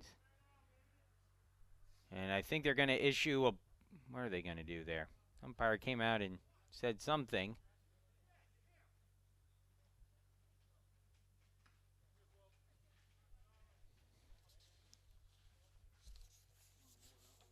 Head coach Scott Landers not particularly happy with the home plate umpire at the moment.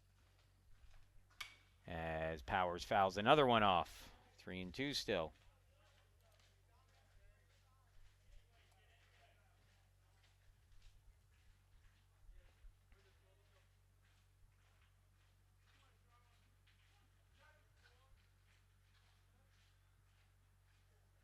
Ground ball up towards the middle, through for a base hit. Fourth hit of the game for Powers. And Draco in to score. Anderson goes first to third, and it's now 14-1. And we're going to get a pitching change. So another pitcher coming in for Oswego. 14-1 the score. We'll be back in just a minute.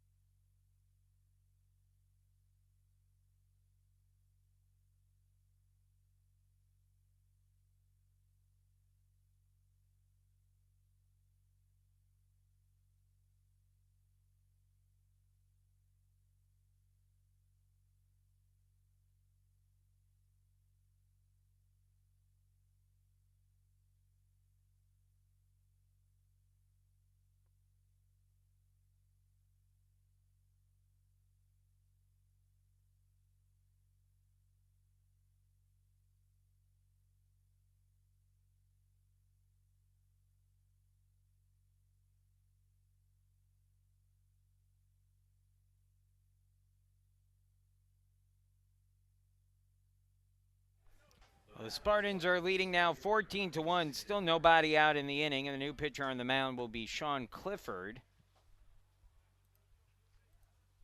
Clifford, a senior, 6'4", 215 pounds, out of Stony Point, New York, will come in to face Nick Harms, who had a 3-run homer his last time up, to become the program's all-time home run leader with 23 for his career.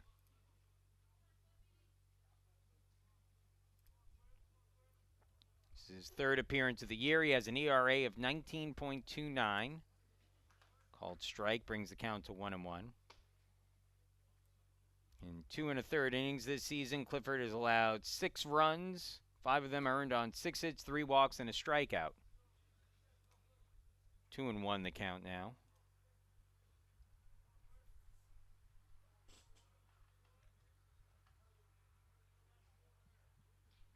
Here's the 2-1 pitch. Breaking ball just misses, a little low, 3-1.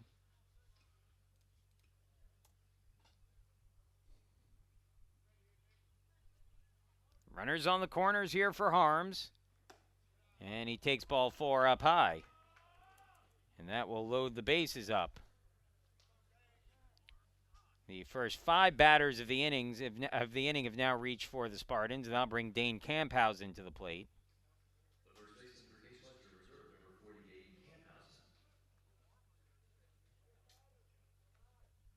Camphausen, Camphausen.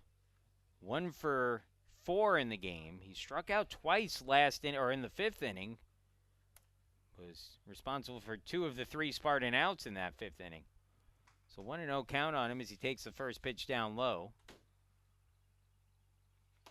Up high, 2-0, and Clifford has come out of the bullpen now and thrown 6 of his first 7 pitches outside of the zone.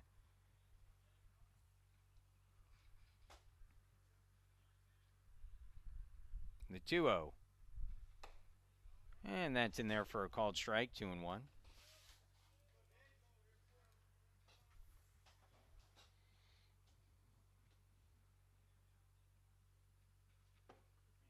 And they'll say Camphausen went around. 2-2 now the count. Dane's average at 259.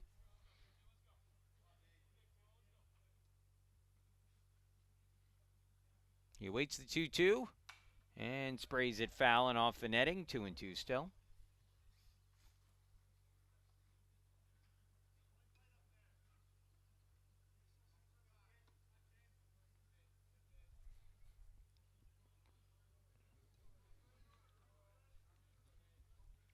Two-two pitch. And it hit him. Camphausen hit by the 2-2 pitch. And that will bring across another run. An RBI for Camphausen, and it's now 15-1 Spartans.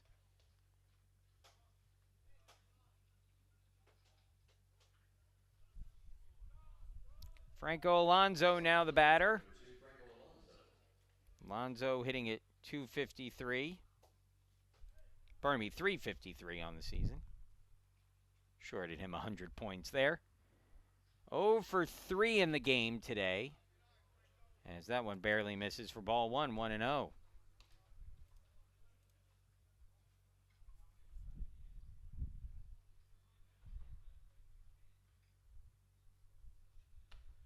That one caught the inside corner, 1-1.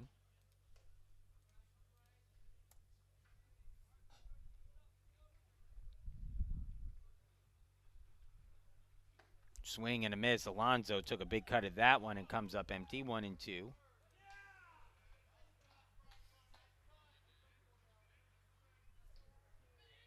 Caden Moore has come out on deck to hit for Tyler Stilson. And a swing and a miss there for strike 3. First out of the inning as Alonso goes down swinging. And now Caden Moore will be the new hitter here.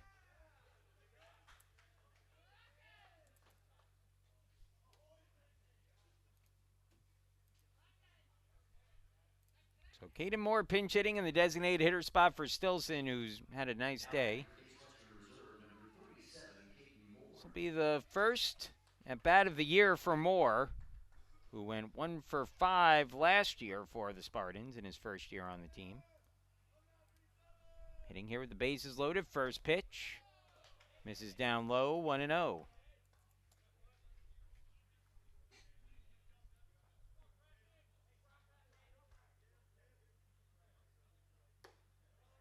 2-0.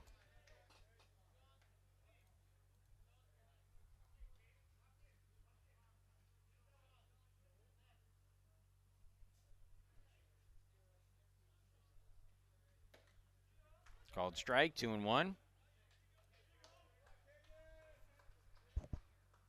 Caden 5'10", 185 pounds, a junior out of Minneapolis, Minnesota. Minnehaha Academy. And he hits that one softly towards short. They'll flip to second for one. Throw on to first is not in time. And it'll go as a fielder's choice. And Moore with an RBI makes it 16-1.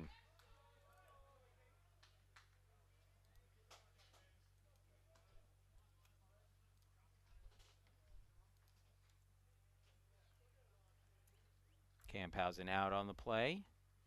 And we will get another substitution here. This will be Sean Donahue who will step up to bat. Hitting for Josiah Harris.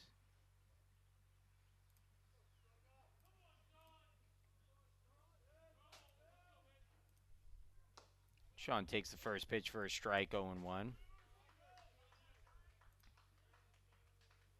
First at bat of the season for Donahue. He went 2 for 16 last year with 6 runs batted in. Misses outside for a ball, 1-1. Another talented hitter, just tough for him to find his way into the lineup right now.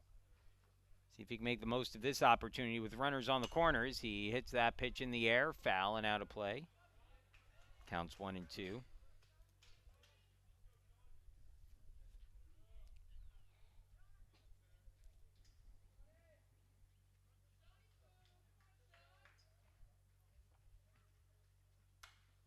Sprayed foul.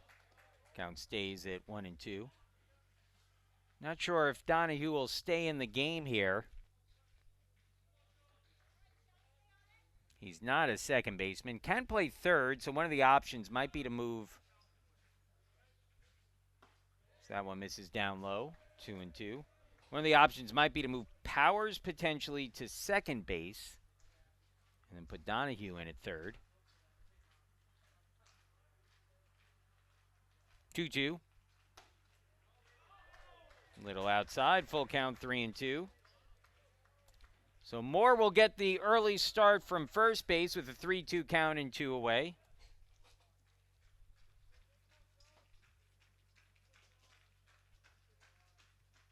He goes. And the pitch taken, ball 4. So the base is once again loaded for the Spartans.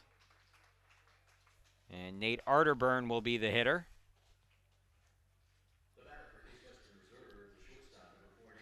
Spartans have now hit around for the second time in this game.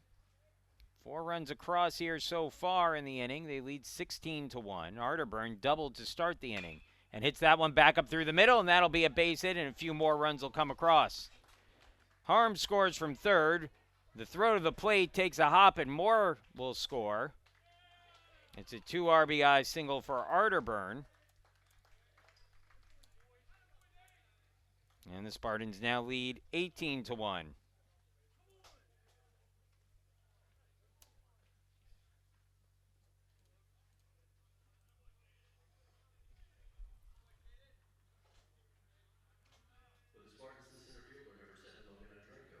Now Logan Andraco coming to the plate. Andraco walked earlier this inning, 1 for 4 in the game. Pardon me, 1 for 3 in the game, with a double and a sac fly to go along with the walk. And in the count, 1-0.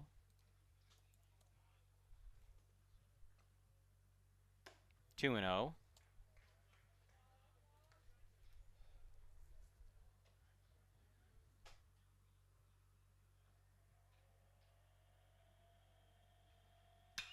Now one lift in the air, deep towards left center field. Will anyone get to it? Yes, the left fielder goes back, and making the catch is Felix de Asa de la Cruz to end the inning. But another big inning at the plate for the Spartans, who add on 6 more runs on 4 hits. They leave 2 men stranded, and we'll move along into the bottom of the 7th. It's an 18-1 lead for the Spartans when we return.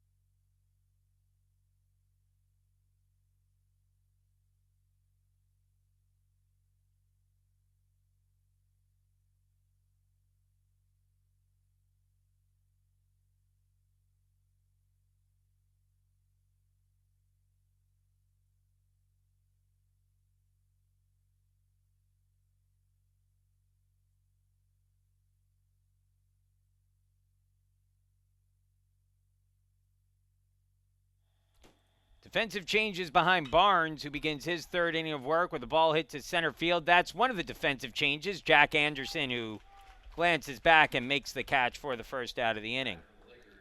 So one pitch, one out. Defensive changes for Case Western Reserve down center. Jack Now bring down second, Franco Alonso. Now Daniel Winchester to the plate. So Donahue will stay in the game. He'll be catching now for the Spartans. Franco Alonso will move in from left field. He'll play second base. As that one a called strike, 0-1. Jack Anderson will take over in center field. And then Connor Stevenson. So that one missed for ball one. 1-1 the count. Connor Stevenson now will be in left field. He'll be hitting in the leadoff spot for Andreyko. Fouled off there by Winchester. It's 1-2. 18-1, the Spartans leading here.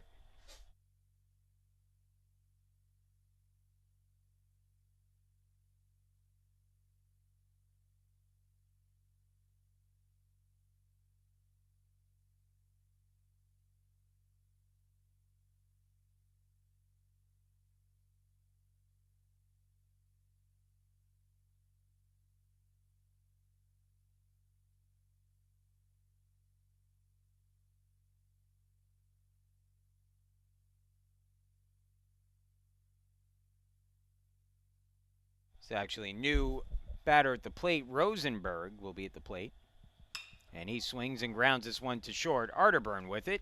Quickly over to first. 2 gone.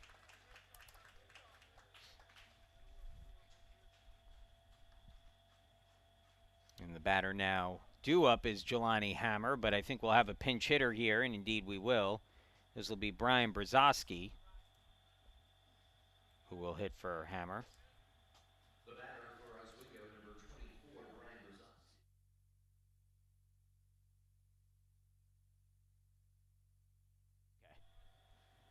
So this will be Brzozowski hitting at 0.59 on the season. Swings to the first pitch and laces it toward short and through for a base hit. So Brzozowski with the single off the bench. There'll be a runner on now with McCarthy, the designated hitter, due up, and we'll see another pinch hitter here. This will be Jake Lukashevitz, excuse me.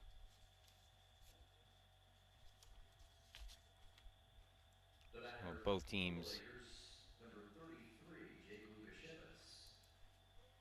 making some changes here. I don't know if they'll be playing with the 10-run rule today or not. If they are playing with the 10-run rule, this would be the last out of the game that Oswego's working with here, with Lukashevitz looking for his first hit of the season, stepping up to the plate, and the lefty swings and misses 0-1.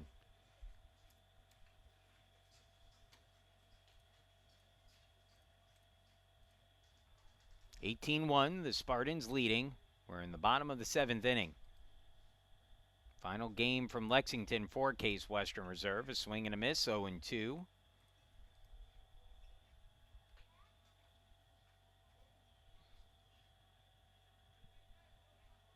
Here's the 0-2 pitch.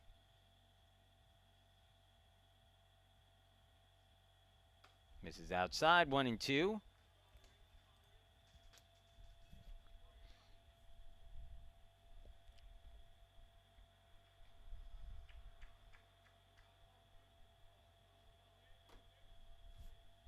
Here's the 1-2 now. Barnes rocks and delivers.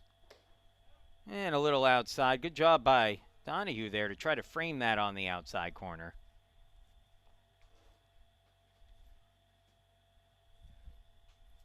Now the 2-2 on the way. Swing and a miss, strike 3, and that ends the inning. So Barnes, another scoreless inning in relief, and we'll move along into the 8th. It's 18-1, the Spartans with the lead. We'll be back in just a minute.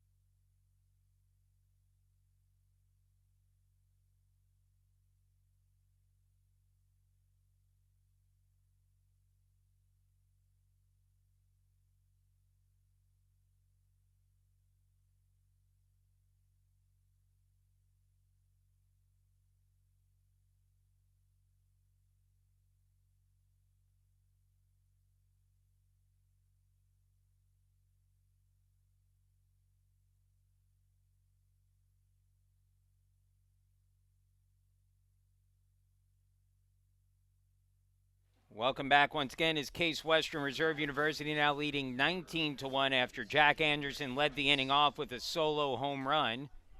His second of the season and second of the week down here.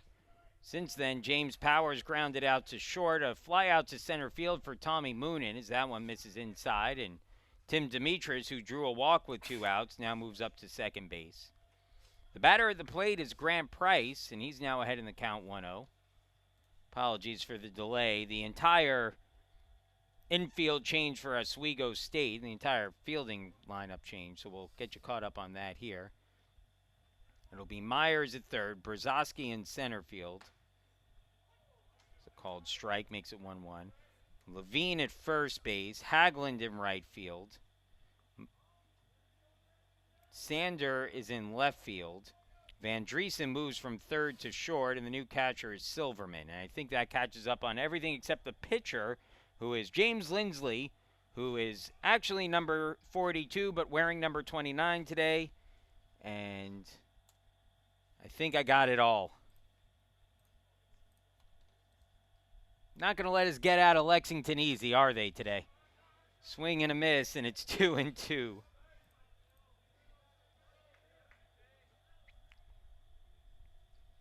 Run in the inning on the solo home run by Anderson. Batter at the plate is Grant Price, who fouls that one back, and the count stays at 2-2.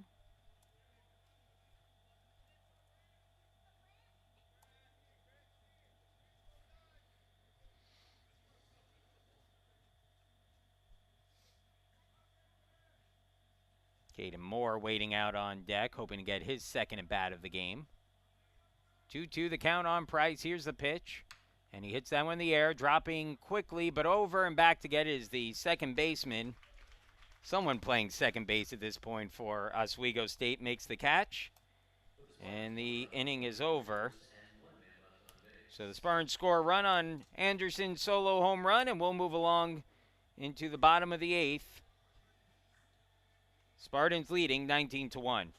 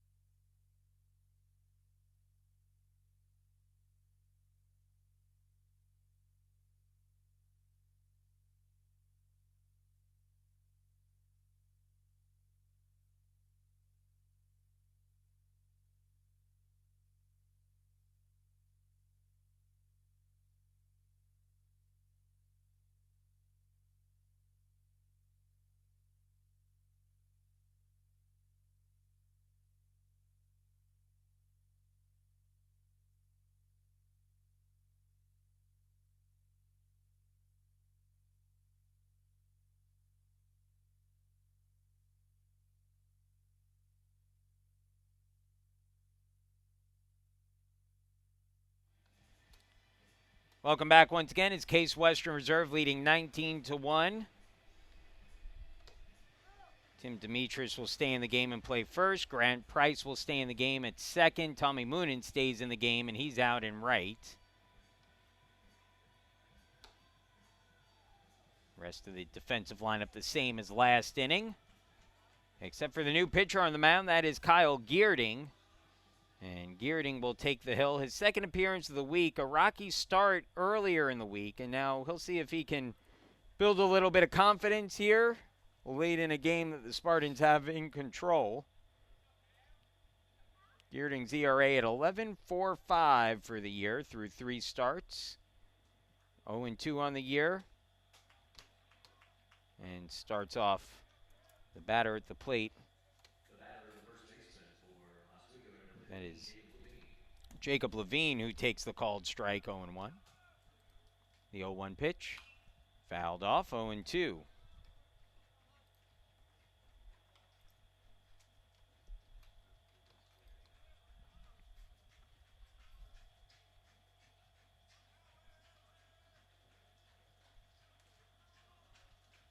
Now the 0-2 pitch.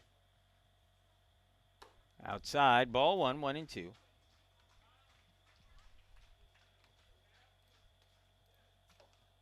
It'll be Levine, followed by Haglund, and then McGowan due up this inning.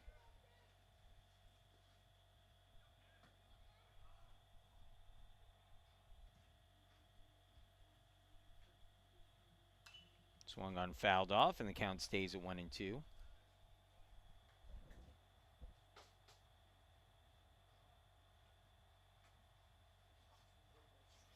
Actually, I believe that's Dylan Rosenberg who's in at second base. Have to double check that. And a called strike 3, so Geerding gets the strikeout.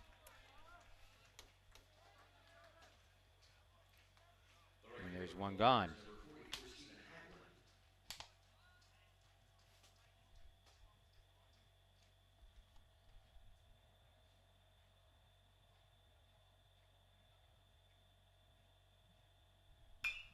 That ball chopped over towards second base. Price makes the play. And there's 2 gone. And this will now bring up the third baseman, Myers. And I'm going to have to fix my scorecard a little bit here.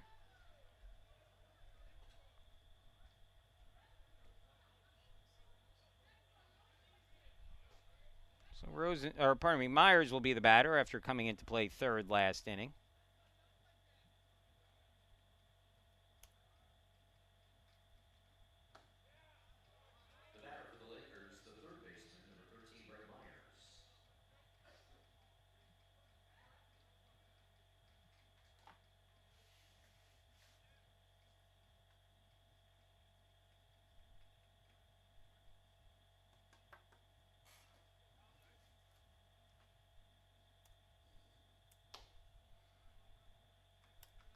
Count now at 1-1 with 2 away.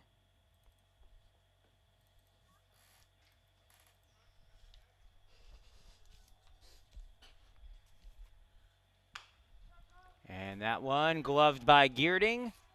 And he'll flip to first. And that will end a quick inning for Geerding. The Spartans leading 19-1. We'll be back in just a minute.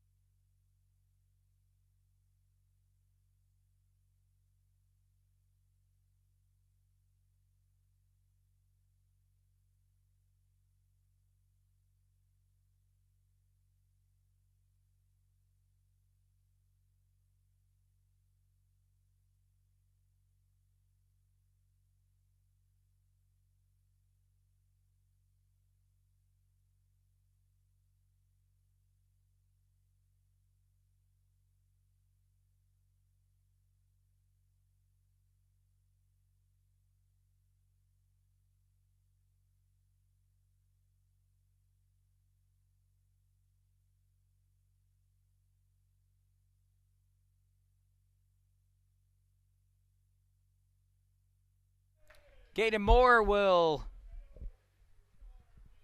get a chance here for his second at bat of the game. Lindsley's still on the mound, and Moore takes ball 1, 1-0 the count. Moore with an RBI fielder's choice in his first at bat. Now the 1-0. Swung on, grounded to third. Glove there by Myers, whose throw across the diamond is true, and there's one gone.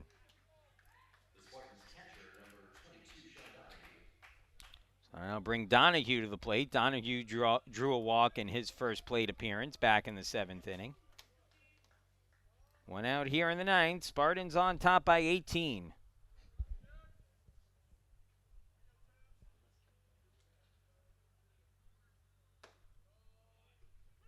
And a called strike, 0-1. Thomas Downs has come out on deck. And we'll hit for Arterburn next. Called strike, 0-2.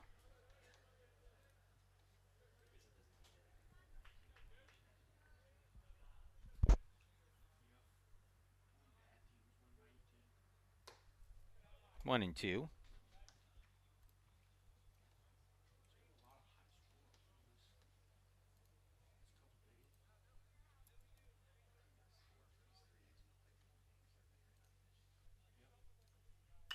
And lifted in the air, right field. And that's put away for the out. 2 gone quickly here in the inning.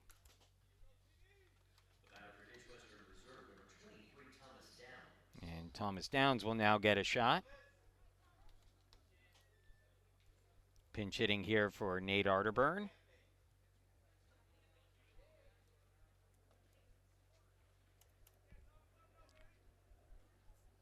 Downs looking for his first hit of the season.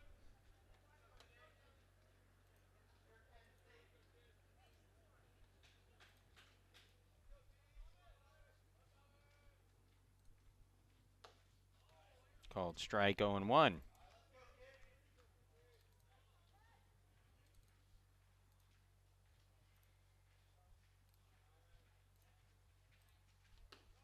Outside, 1-1.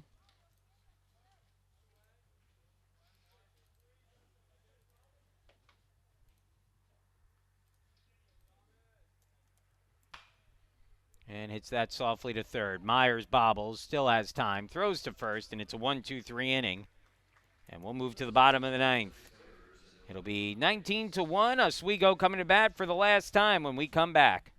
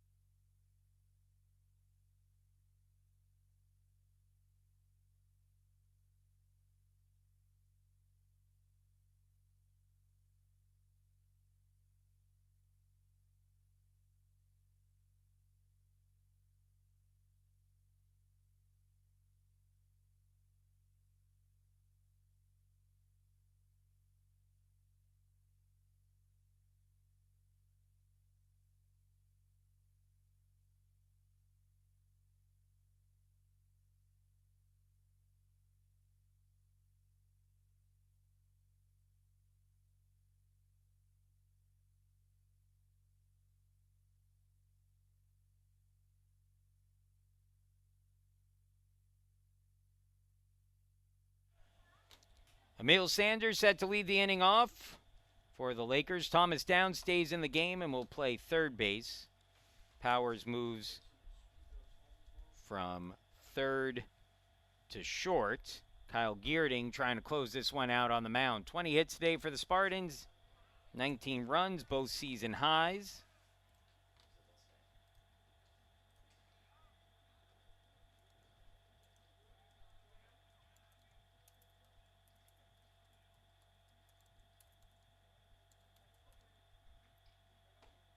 And took something off of that and delivers a strike.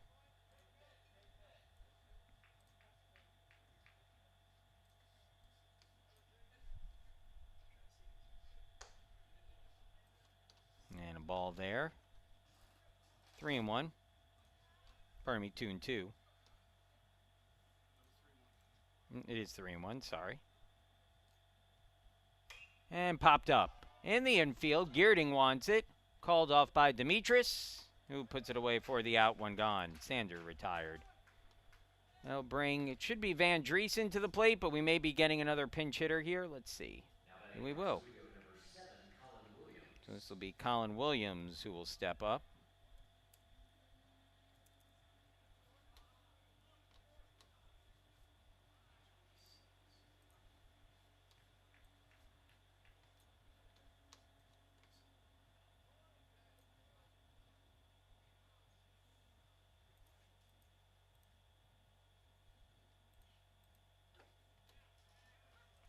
Called strike 0-1.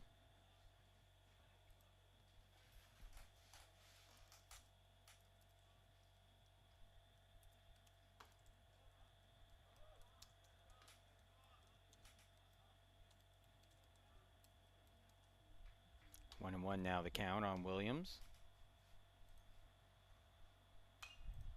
Foul back, 1-2.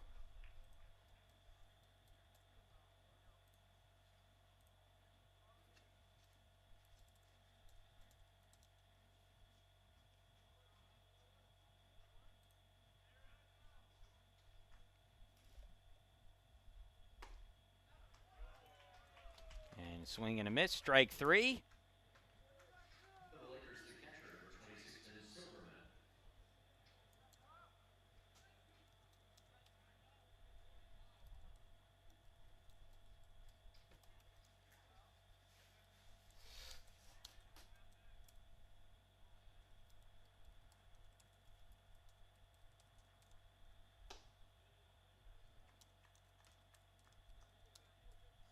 Ball 1-0 to Silverman.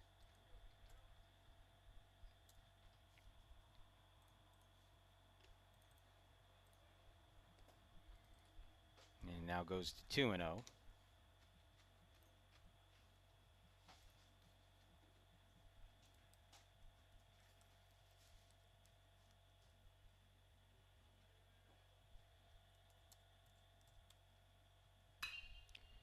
In the air, left field, foul, and it's 2-1 on the catcher, Silverman.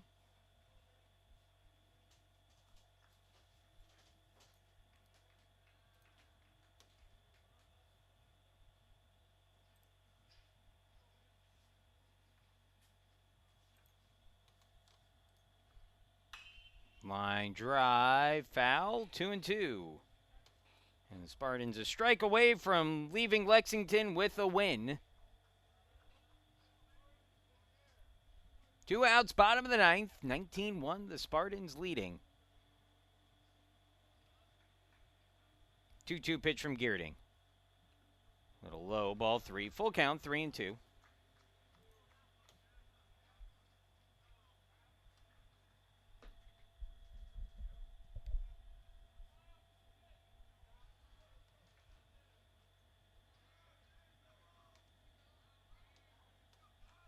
Three-two pitch from Geerding.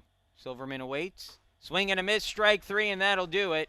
The Spartans come away with the win and will leave town on a high note here. 19-1 the final. Case Western Reserve with the victory to split the final day of competition.